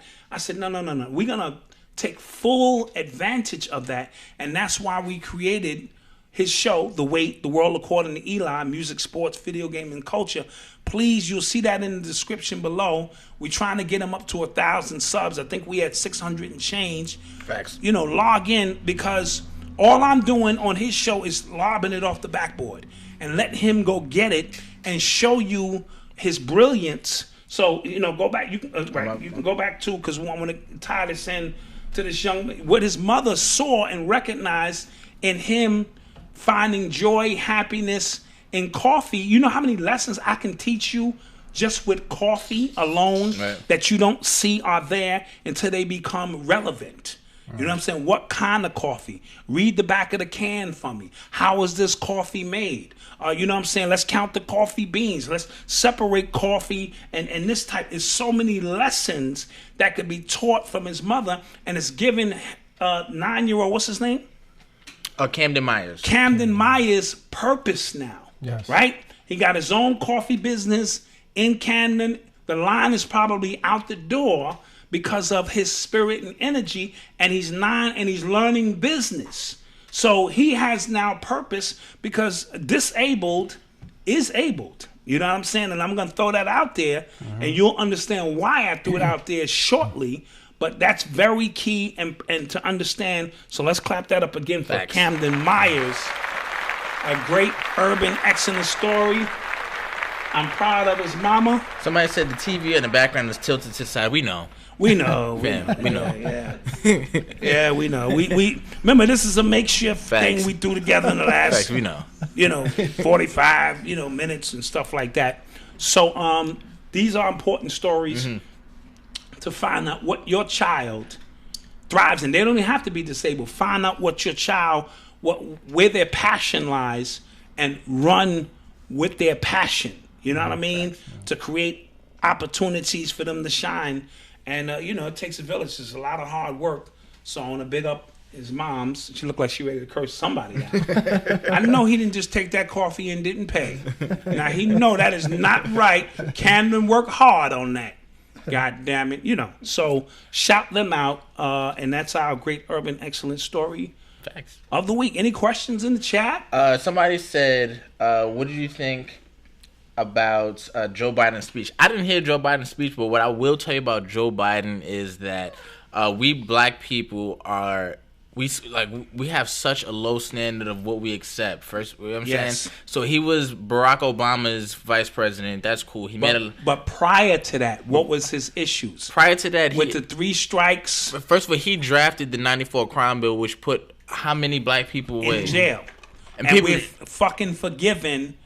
You know what I mean? He makes some cool faces in the background of Obama. Yeah. And that just, again, to show you how unintelligent black people and gullible we are. It's sad that we fall for that stupid shit. And do you see him around kids? That man is very creepy around children. He is a pedophile. I don't give a fuck what nobody say. Allegedly. Yeah. Allegedly. I saw these kids look fearful when they see his ass. And the way he's always kissing them on the neck and shit.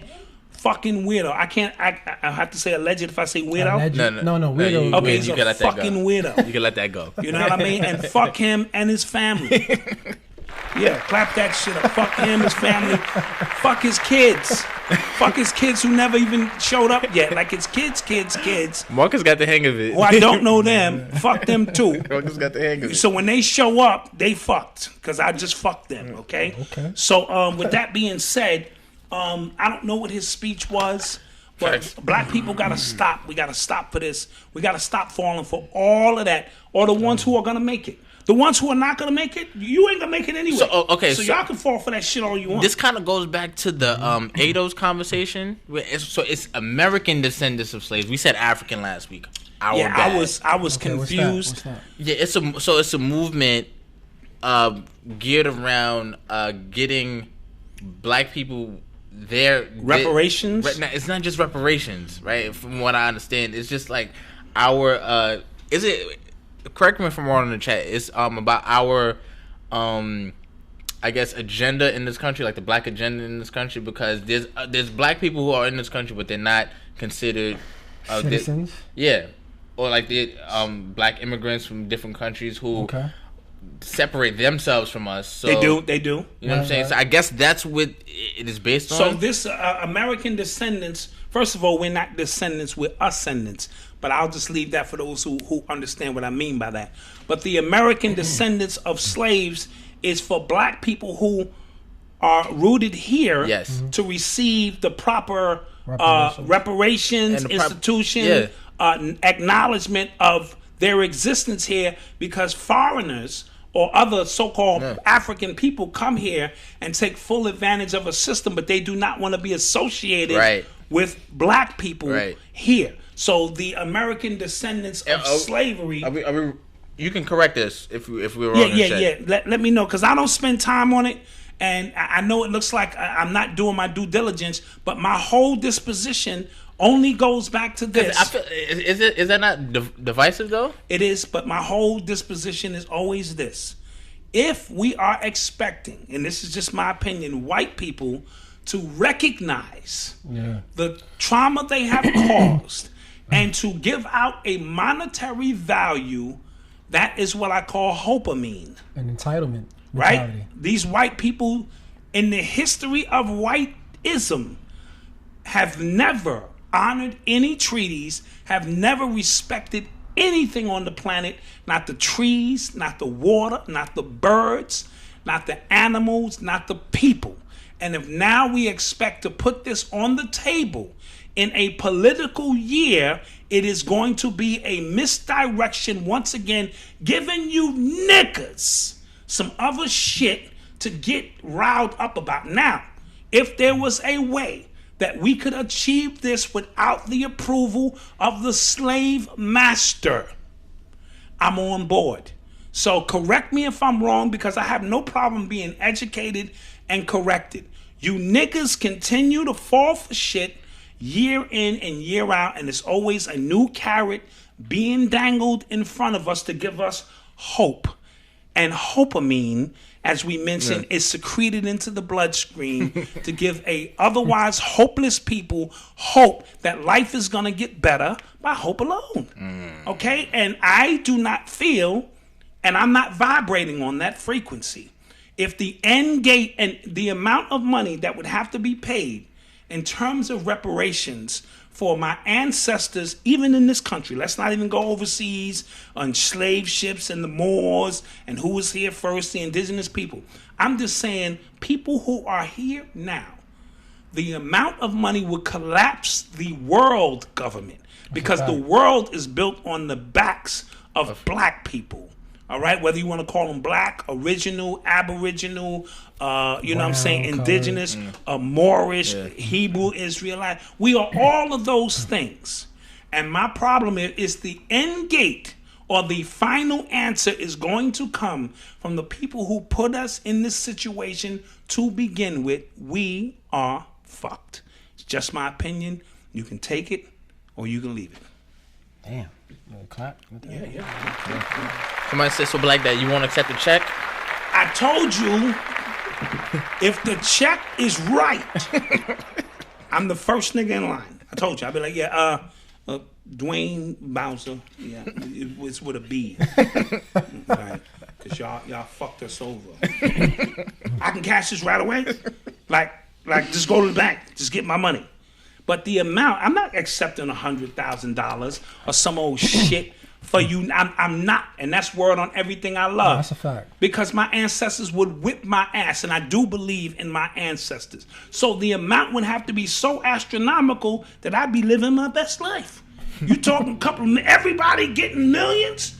I'll take a check, and then my ancestors, I'll explain to them. I'll burn a candle, do some shit. Hey, I'll do some shit and be like, listen, now we can get out of this doldrum that we in. Everybody got money. Everybody got cell phones. Everybody got cell phones, walkie-talkies. Everybody got on new sneakers. And then we can elevate us as a people economically, because we can't even play politically because we don't have the economic power to play politically. So we are stuck. So the numbers would have to be great for me to go, look, ancestors, it's time to get that money. Other than that, I can't take it. Nah, can't do it. All right. So send because people keep telling me I need to read more about the 806. So send the link. I'll read. Send the link on it. I will read. But I don't care what I'm reading. If it says all we need is the approval, as soon as I hear that shit, I'm out. As soon as I hear I need the approval of white people to cut the check, I'm out. Because that shit ain't happening. The entitlement mentality. Yeah. It ain't happening. That shit is just not gonna happen. What do you think about the lady that got attacked by the Jaguar? Oh yeah, in the wonderful world of white people. I love it. I love it. Again, I love it. I'm actually surprised they didn't try to kill the Jaguar. The Jaguar's the only one who kept it real in the whole equation, Exactly. right? Yeah. He's As I'm Cat a Jaguar. Williams said it, yeah. You jumped in here. This is some Jaguar shit now. You know what I mean? Yeah. And, Jaguars' lives matter too. You know what I mean? And that dumbass lady got it. I knew it was white lady. I didn't have to think about it. Niggas don't do that. We go to the zoo. We appreciate the animals from afar. We look in the cage and go, hey, that's a Jaguar. And you tell your little son, yeah, they run around in the jungle. They do this and that. Wow, Dad, thanks. Let's move on to the gorillas and walk over here. We don't go, wait a minute, son. Hold on. You want a selfie? Watch this. Because I'm white. My credit is good. Everywhere I go, I get a table right here, white people. Yeah. I'm going to go inside and selfie with a Jaguar. Right? Only white people do that shit. And he looked and said, this is not a drill. He was on his Cat Williams shit, nigga. This is the real. Am I really a Jaguar? Am I really a Jaguar? I don't feel like a Jaguar. Holy shit. Here's this. I'm going to eat all that shit. Camera, all that shit. And they severed her arm, did they not? Did they? Oh, yeah, I think the Jaguar severed her Oh, yeah. arm. Not severed. I know He got a hold of that Yeah, shit. yeah, To the white meat. To the white meat. To the white meat Yeah. show. And she showed back up and apologized. As she should. She should. Should. I don't know if she apologized to the Jaguar, who she should have. Not to the zoo people. She should have went back and said, I'm just glad they didn't kill it because that's usually the first move. A white woman get attacked? Yeah, but I think they even realized the Jaguar kept it real. Yeah. He didn't jump out. Yeah. She went in? She went in, Marcus. Take a selfie with it. Yeah. Yeah. Right, now if he had jumped the gate and attacked her, That's a then little different. you put the Jaguar down, right? And they tell you, even at the African safari, keep your hands inside of the vehicle. These are wild animals. Do not go outside and try to take a picture with the lion. Don't, the white lady, I'm telling you now, I see it in your eyes. Don't do it. They tell them white people, and them white people get out there and they want to walk with the giants and shit and the lions and get their ass tall up. So, yeah, let's clap that up for the Jaguars. Facts. Yeah. What y'all think about did you hear about the Jay Prince situation? Jay Prince. I heard about I that. did hear about that. He one of his artists, YPN, one of them YBN, Z niggas and shit. You know, all the niggas got letters in their names now and shit. He was here in New York, right? In the Bronx, actually. In the BX. Got spanked out. They got spanked out. Yeah.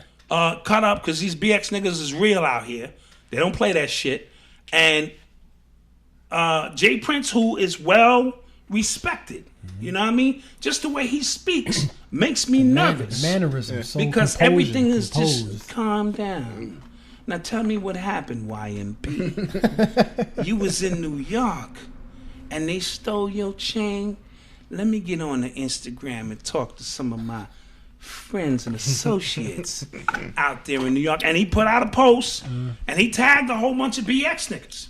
And the BX niggas didn't like that. At all. At all. Like, dude, why the fuck are you tagging me? He made it hot. Like, They whoa. just And beat a Fed case. and he made it hot. Like, wait. They just beat a Fed case. Right, one of the something dudes, like that. Yeah. Hocus or someone just beat a fat like, case. whoa. And now you making this shit hot. If this goes down and none of you brothers in New York do anything about this creates another situation. Like, he was damn near threatening niggas in New York. And New York gangsters, But even low-level gangsters, don't play that shit. But here's the thing too. That era's over. That era is over. And people, that's why they created the term OG. Yeah. Like, you OG, you ain't still G, nigga. You an old gangster, right? I apply that shit to my life all the time, right? Yeah. I tell my wife, I can't do that shit we used to do back in 97. I can tell you about it. Don't expect that shit now. So I'm an OG. Remember, I had you. I can't do that shit no more. So your whole reputation is based on the shit you used to do. If you used to be nice and ball, you still can get it in a little bit. You are OG now. The game has changed. And that's in every facet in life. Yeah. So that work you used to put in the 80s and 90s, these young kids wasn't even born then. Right, they like, which who? means consequently they don't give a fuck. Jay who? Jay this, nigga. Right. And they mean that. And so now if you want to step out of your OGism and try to fuck with these young boys. And you going to threaten me from how many states away? Right. You're in another time zone. And you going to try to threaten me? Absolutely. So that carries no weight no more, no vibration. Like, come on. So those of us who know him respect him as an OG, but it has no bearing on the streets. Yeah. Even OGs get knocked out if they don't stay in their place. Facts. Like, oh, look, OG, I'm respecting you. And now you're on the ground. So even as an OG, you still have a place to, keep in order. And I think he has violated that space by threatening these New York dudes. Especially on social media. Yeah, on social media. He broke all the rules and laws of the way an OG of his caliber would handle that business. He would have been better off just calling a few people. On the low. On the low. Hey, what's going on? Do you know anything that can help me retrieve my man's chain? Because that's all it's really all about. Yeah. When you step down in somebody's town, you need to know whose town you stepping in. And he was by himself. Right. This dude was by himself. Even though his crew, they had it's a few of them. They hype. Okay, you mean they are these rappers? Yeah. No, like that YBN, like that it's a few of them. Like YBN, like Corday. No. I'm not talking about. I'm talking about the dude who got robbed. Okay, gotcha. It's like YBN, Corday. It's a few of them. They kind of nice. Okay. Well, it wasn't nice that day. Yeah, it was just All right, yeah. the Bronx dudes got at him, and now did they get at him because he was talking shit, or he just was rolling through the Bronx? I think they just with got a at fucking him. chain on. Yeah, I think the guy. First of all, usually when rappers used to get robbed, they got robbed, and you just heard about it. Right. These dudes filmed it, so you could tell like they were young and they were just trying to. Yeah, come up. Yeah, like I'm all for I'm all for it. Let me tell you, the original 50 Cent would rob niggas in his own crew. And they knew it was him. Like, this nigga was his body count was so high. They go, nigga, I know that's you. He would put like a mask on and rob the nigga standing next to him. Like, goddamn, 50, for real? And what you gonna do? Let me give you another ghetto Cosby story. Oh, God. Right? This is a true story. All my stories are true ghetto Cosby stories. These are true stories. We had a gangster in my hood named Ali. This nigga was a gangster. Like, you feared Ali when you saw this nigga. Mm-hmm. But he had a fetish for sucking his thumb and twiddling your ear. That was his shit, right? So he would see big niggas, like, going to work, and if he caught you, he would suck his thumb and twiddle your ear. And you would have to wait until this nigga was finished with you to continue your day. Now, one day, I'm on my way to school, I'm late. Who do I see sitting in front of the building? Wayne, come here. This nigga got me, and he's sucking his thumb, and he's twiddling my ear for 15 fucking minutes. And there's nothing I can do about it. Did you look him in the eye? Hell no. Look Ali in his fucking eye. You crazy? Hell the fuck no. You follow what I'm saying? And I had to wait until this nigga finished sucking his ear and twiddling, sucking his thumb and twiddling my fucking ear. I was late. I was pissed. There's nothing you can do about it. That's funny. They shot him in the back of his head on some scary shit. He was that thorough. And he died with a smile on his face. He died smiling. This is how thorough he was. And I'm not talking about thorough with guns. He was that thorough, but his hand game was like, yo, let's do this. yeah. A nigga caught me on the way to school. I couldn't believe that shit. So that's two ghetto stories, ghetto Cosby stories in one day for you. I think I'm all out of ghetto. Somebody in the chat noticed that we rocking Urban X gear hard today. Yes. So you can go to the website. Yeah. UrbanX.NYC. Yes, you can do that. You know, order some things, order some nice pieces. You know what I'm saying? I see you shining. That's good. Yeah, you know, that's how we do it out here. Even Stevie Wonder can see you shining. You shining, baby. So shining. Yeah. So any other questions out in the chat? Guys, what y'all got, man? Somebody said, what did he mean is what J. Prince and Master P mean for the South. Oh, what Diddy mean to New York is what J. Prince and Master P did for the South. Diddy has never J. Prince, in terms of starting Rap-A-Lot Records, putting them on the map, giving Ghetto Boys and those guys out there a shot to shine. Diddy didn't necessarily do that in New York. We had already had Def Jam Records. This is the epicenter of the world. So Diddy didn't do nothing but take a genre of music and capitalize off it. Yeah. He understood how to manipulate the game and put those soulful records that our mother and fathers grew up with and put a hard Brooklyn dude on them. It's to fuse the two and make millions and billions of dollars. So his genius is not what I'm talking about. Diddy had an ear for music and he had a vision.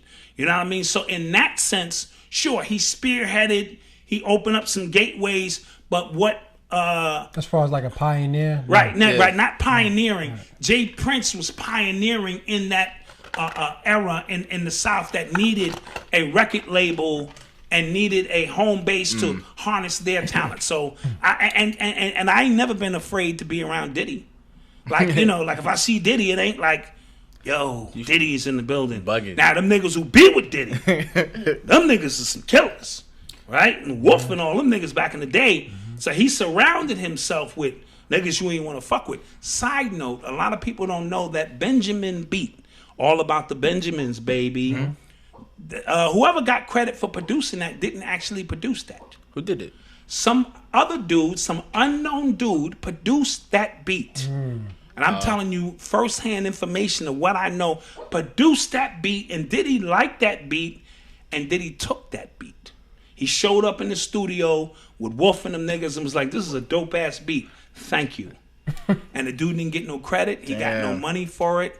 And I bet you Diddy's name, somebody in the chat may know, might be the one who got the credit for producing that beat. So like how Suge Knight took Vanilla Ice's publishing. Yeah. Right? So I heard that from a source, from somebody who knows this person firsthand, said, I produced that fucking beat, and he took that shit. Wow. So, but that happens all the time in the industry. I don't want you to think it doesn't. That happens all the time. If you ain't strong enough to keep it, it belongs to somebody else. So let me rephrase some things. Diddy is gangster. You know what I'm saying? He himself may have not put hands on, but them people around him, he don't fuck around. So I don't want to give you, I don't want to give you the impression that this nigga is soft. And he shot that girl in the face. Whoa. Allegedly. Damn. Okay. Allegedly. Sean didn't shoot that girl in the face. Diddy shot that girl allegedly. in the face. I'm going to say allegedly after. No, you say it first. Okay, allegedly Diddy shot that girl that's what I deal with. In her face. All right? My man was standing right there and said Diddy shot that girl in the goddamn face. Allegedly. Not Shine, who went to jail for that shit. So, this guy, Matthew Charles, who was one of the first people released as a prisoner under the First Step Act, which is a bill that aims to reduce mandatory minimum sentences and to reintegrate inmates back into society. He announced on Facebook that Kim Kardashian will be paying 5 years of his rent while he integrates back into society. Clap that up. Now that's big. Yeah. The first 5 years of somebody coming back into society are the most critical. Like when he went in, they might not even have cell phones or internet. You know, that kind of stuff. And you think it's an easy adjustment. It is not. Did you see that video of this dude? He was recording his uncle who did 20 years in jail, and he was trying on like skinny jeans. Nah. And he was just like, nah, man. He was just like, this ain't gonna get it. It's like, man, I can't do this. So yeah.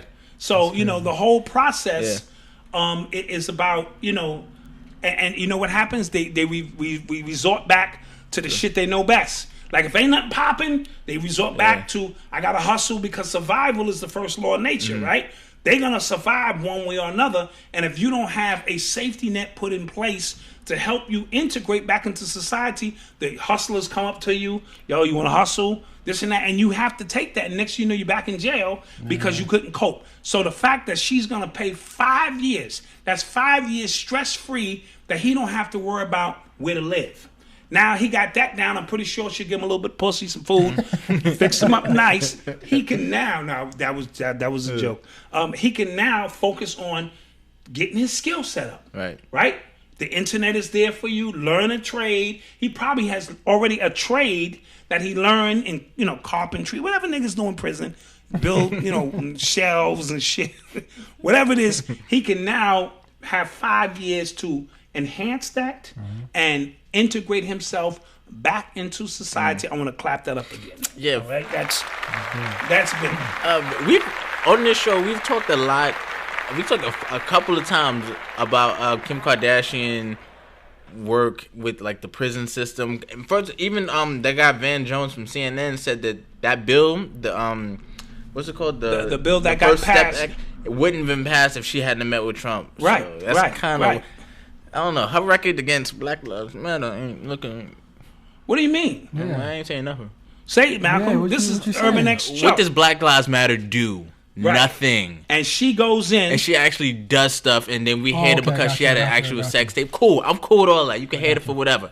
But she's actually doing something. She's using her beauty as an advantage, her celebrity. Whatever it is she has, she's making it Black Lives Matter ain't work. Nothing. Because at the end of the day, I know is black people are coming home, and, you know, not just coming home and she taking credit. Hey, you home. I did that. She going, yo, bro, I got a plan laid out for you. Yeah, and he said that she wasn't even going to say anything. Right. He did that himself. He did that. He spoke on it. it. Okay, so I have to respect that game. She met with Trump behind closed doors. She came out with deals. Somebody said, we talked about the mob hit already. Yeah, we talked about the mob hit. You got here late. Yeah. We talked about that. That's done. Facts. Somebody said that, what do you eat? Like, are your spices MSG free? And can I still get your DVDs? And your music is dope. I eat whatever the fuck I feel like eating. I'm not even gonna lie to you. Whatever hits me at the moment. What did I have recently that was tasty? I had these cinnamon French fries from McDonald's. Gross. Now, these are not really French fries. They're like cinnamon cakes shaped like French fries. Okay. And these shits was tasty. I was driving by, I saw the sign. It said, come in, you know, get a few. And, you know, my impulse, I'm about experiencing life as I see that shit. I said, them shits look tasty. I drove through the drive-thru. I bought a 12-pack. Right? Now, here's the crazy part. I ate them. They was delicious. I go back to that same McDonald's the next day. It's closed. And them fuckers is closed. They remodeling the fucking McDonald's. And I'm looking inside like, it's just a drive-through closed, or can I? All this shit is closed. And the next McDonald's is too far away. So, yeah, that's what I'm eating. Can you get my DVDs? I'm going to do you one better. They're going to be available on my YouTube channel for absolutely free. We are condensing the Patreon page. So Patreon's going to get your money back. Right? No. You ain't getting no money back. Well, you was a Patreon. You paid for that. No, I'm saying like I'm not fucking paying people back. Oh my god. Fuck kind of shit is that? I'm you saying got like a service. I'm saying like when it like it's not going to be continued up there if they on YouTube. Right. That's robbing people. Yeah. Your subscription has ended. Right. Say that's different. Don't say you're getting your money back. Okay, my fault. Right. So your subscription to our Patreon page has ended. Right. We had 35 people. Clap that up. Facts. But now we're condensing it because what we're noticing is all of these little small entities, we're a 3-4 man team, has spread our energy kind of thin. Yeah. So now we want to condense the energy back into. So every single lecture I've ever done since 1998 or whatever the case may be, 2003 up until now will be available on the YouTube channel. Now, there will be some commercials in there because we got to get paid somehow. So I'm going to chop that every 3 minutes. Commercial. God damn it, Doc. No, I'm not going to kill you like that. But we're going to put all of that stuff up there. The classes I was teaching, I got up to class 7 maybe? 6 or 7? 6, I think. I'm going to make those, of all of this stuff is now going to be available on our YouTube channel in different playlists available for you to take advantage of, because we have to condense what we do because certain things are suffering. Our blog is suffering, and this and that. So we want to condense the energy so you'll be able to get the DVDs there. You could just watch them for free. Domain Collins, shout out to you. Domain, what's up? He said, yo, Dot, bring back the food stamp shirt or make one. I don't want to make one because the dude who created it, and first of all, he had a $5 bill on the $1 shirt. And I thought that looked a little weird because I know the $1 is brown, the $5 were blue, and the $10 were green, and I believe the $20 was orange, if memory serves me correct. I don't know what you're talking about. But, yeah. You don't know what I'm talking about. You live the cushy life. Okay? I told you we're going to make mayonnaise sandwiches and have Kool-Aid around this bitch for a whole weekend to teach you guys about struggle and pain. Okay, so I don't want to make that shirt. I will try to put the link in so you can get the shirt from the guy who actually did it. It's his idea. That wouldn't be cool if I deboed him and then he saw me in the club. He want to fight, and I got to knock his ass out because I'm an OG and my hands are still swift. So I don't want to do all that shit. So we'll put the link in. Yeah, Rich Money 980. Rich Money 980. That's his Instagram. 980? Rich Money 980. Hit him up. And he has them shirts readily available for you. So, yeah, Domain. But, Domain, you are people, so I might do a special one. Make a special wonton soup for Domain. Right? You know, we can do some things. So what's up? What's next for you, man? Yes. Just to expand and build my wealth. Okay. It's not easy, but and just build networks, build relationships, and just grow from there and teach people how to do it as well. Now, I want to say that because you were teaching kids. Yeah. First of all, you were the athletic director of the Boys and Girls Club for years. Yes. Right? And you was, and you took advantage of that by introducing the kids to not just rolling out basketballs. You had a whole bunch of other stuff there to educate them. And I know you had some board games or some other things that you were using to help the kids. Speak about that. Right. So, how I got started with real estate investing was reading a book called Rich Dad Poor Dad by Robert Kiyosaki. Yeah. So as soon as I read that book, it shifted my whole paradigm of how I want to look, build my life and build wealth. And then Robert Kiyosaki also has a board game called the Cash Flow board game for kids and for teenagers and adults. And basically that game is like Monopoly, but it basically shows you the difference between an asset, a liability, and how to invest your money. So I think the academic school system, did a horrible job not teaching our kids about money. Mm-hmm. So I think this game... And it's designed that way to keep us as slaves. It's designed that way to keep people poor. Right. And slaves. So this game basically increases children's financial IQ and let them know the difference between assets and liabilities. So even if you don't want to become rich or whatever, because everybody don't, but just know the difference. Right. So once you know the difference and you're aware, it becomes more fun, and you can't blame anybody. So right now I'm going to schools, after school programs, actually the DOE, public schools all over, and I'm just introducing them to cash flow board games like Monopoly. You're playing a fun game, learning about money, and the goal is to get cash flow board games across New York City and all DOE schools, because they have to know about money. You don't gotta. People say they don't like money, but we live in the economics. Your life is. And shout out to I don't know the brother's name from the Paradigm Shifters. He has a board game him and his children created. So if you in the chat room know who I'm talking about, please throw that in the chat room.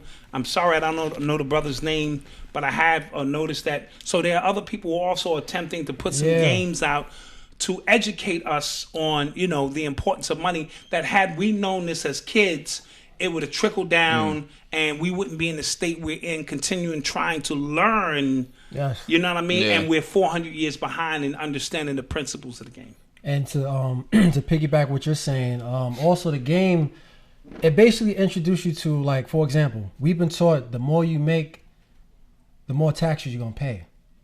And what I learned is you can still make a lot of money and pay $0 in taxes. That's how Trump- legally. That's what Trump is doing. Legally. And Right. you know what's So- crazy? I remember during the presidential debate, Hillary tried to add, she tried to throw that out there as a knock on him. He said, "Because I'm smart," and then I was just kind of like, he has a point because Yeah. So he's doing it right. Right. So if we could understand, because we point the finger at people who don't pay little to no taxes, and all we got to do is educate ourselves. So we educate ourselves doing a cash flow board game and understand you can make a boatload of money and legally pay little to no taxes legally.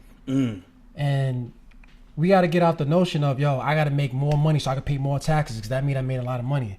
Right. That's backwards. That's backwards. Yeah. Right. Yeah. We got to shift our mind and think a different way. So this cash flow board game is very important, and the goal is to educate people, especially the youth, because that's where it starts. So. Somebody said, "Do you rock with Grant Cardone?" Yes, I just came from the 10X conference. Yeah. It was That amazing. was my next question. Yeah. I know you was at a conference recently. Speak on that. Grant Cardone, definitely listen to him. Yeah. He's amazing. That was in Miami? It was in Miami. It was a 3-day conference. When we were and freezing it didn't up matter. there. It didn't matter like what industry you was in. Yeah. Everything applied to any business that you were in. Of course, he's a real estate guy, and he talked about real estate, but it was for everybody. So I listened to him. I listened to his podcast. Him and Robert Kiyosaki. Those are the guys who I really listen to, and everybody else, I respect. But those two guys is really like that resonate with me. So. All right, so there it is. Marcus, Messiah, Malcolm X, Elijah. You know, We out here. We out here. You know what I'm saying? These are the men who I respect. These are the men who I love. These are the men who I poke my chest out about. And my daughter, too. I like her. She all right. Side note, she learning how to drive really good, fellas, so clear the roads out. Jeez. Yeah, her time is here. So these are the people that make me proud. These are the people who I condense my energy for. These are the young men and women who I will die for. I'm not trying to save the world. I'm trying to be a shining light on these individuals, and so that they can go out and shine their light. And that's what it is. You know what I mean? So with that being said, I mean, let's take a few more questions. Facts. So don't forget to, don't forget to subscribe to the YouTube channel. Yes. You know like and like too. We don't get a lot of likes. I don't know why. But I don't know the significance But you know what's of the crazy likes. though? The most impactful videos that's independent don't get that most likes anyway. I got you. know what I'm saying? Yeah, That's yeah, That's a yeah. fact. So Because our people want to see a cat run across the keyboard. Yeah. And get that shit 'cause 10 million likes. I look at your likes, I'm like, why is it not a lot? Yeah, but you know what's crazy? Like we But- never really Well, cared, I know. It's weird too. Yeah, you guys were never that type anyway. Yeah. But Right. from the outside looking in, you would think. You know what I'm saying? So Yeah. that's just the name of the game. Yeah, just the name of the game. So But subscribe. subscribe. Listen to us on Apple Podcasts, Google Podcasts, Spotify, Radio Public, TuneIn Radio, Audio Boom. all that good stuff. Go to UrbanX.nyc, get yourself a hoodie. Yeah, Get yeah. yourself a shirt. We kind of phasing out the hoodies. Right, So so get them hoodies get them wide last, because Yeah. then we transfer because it's about to get nice soon. It's Yeah. getting ready to get nice. So so get on that, and like we will see you next week. Right? Yeah. Yeah, check this out. Peace. Black mass, man, it's time to rock. I had to find a way, I couldn't find a job. Couldn't find a prayer, couldn't find a God. Couldn't find a prayer, couldn't find a God. Black mass, man, it's time to rock. I had to find a way, I couldn't find a job. Couldn't find a prayer, couldn't find a God. Couldn't find a prayer, couldn't find a God. I woke up, then I logged in to that Urban X where they be flexing with that blog in. Put it down, cause my little homie called in. Had to bail him out, he in trouble with the law again. Black skin can't win in the white world. Seen a brother kill his own kid for that white girl. We ain't wanna go to school, but we had to. Every February it was scary in them classrooms. classroom. Shimmy y'all, shimmy yay. Old dirty bastards can't own dirty slaves, or they own dirty masters. Black Dot found a pot as a youngin', broke it down for his son, and now he serve it to the masses. Black mass, man, it's time to rock. I had to find a way, I couldn't find a job. Couldn't find a prayer, couldn't find a God. Couldn't find a prayer, couldn't find a God. Black mass, man, it's time to rock. I had to find a way, I couldn't find a job. Couldn't find a prayer, couldn't find a God. Couldn't find a prayer, couldn't find a God. Urban excellence, a product of my residence. From 4 to 44, Obama was the president. I told mama I ain't tryna go to church. I'm like Adam, every Adam is a product of the dirt. And I've been reaping what he sowed. I got the product, got the dirt. And I can teach you what I know, but then you gotta put in work. You in trouble if you waiting on the government. I told my bro I make it out the hood, and that's a covenant.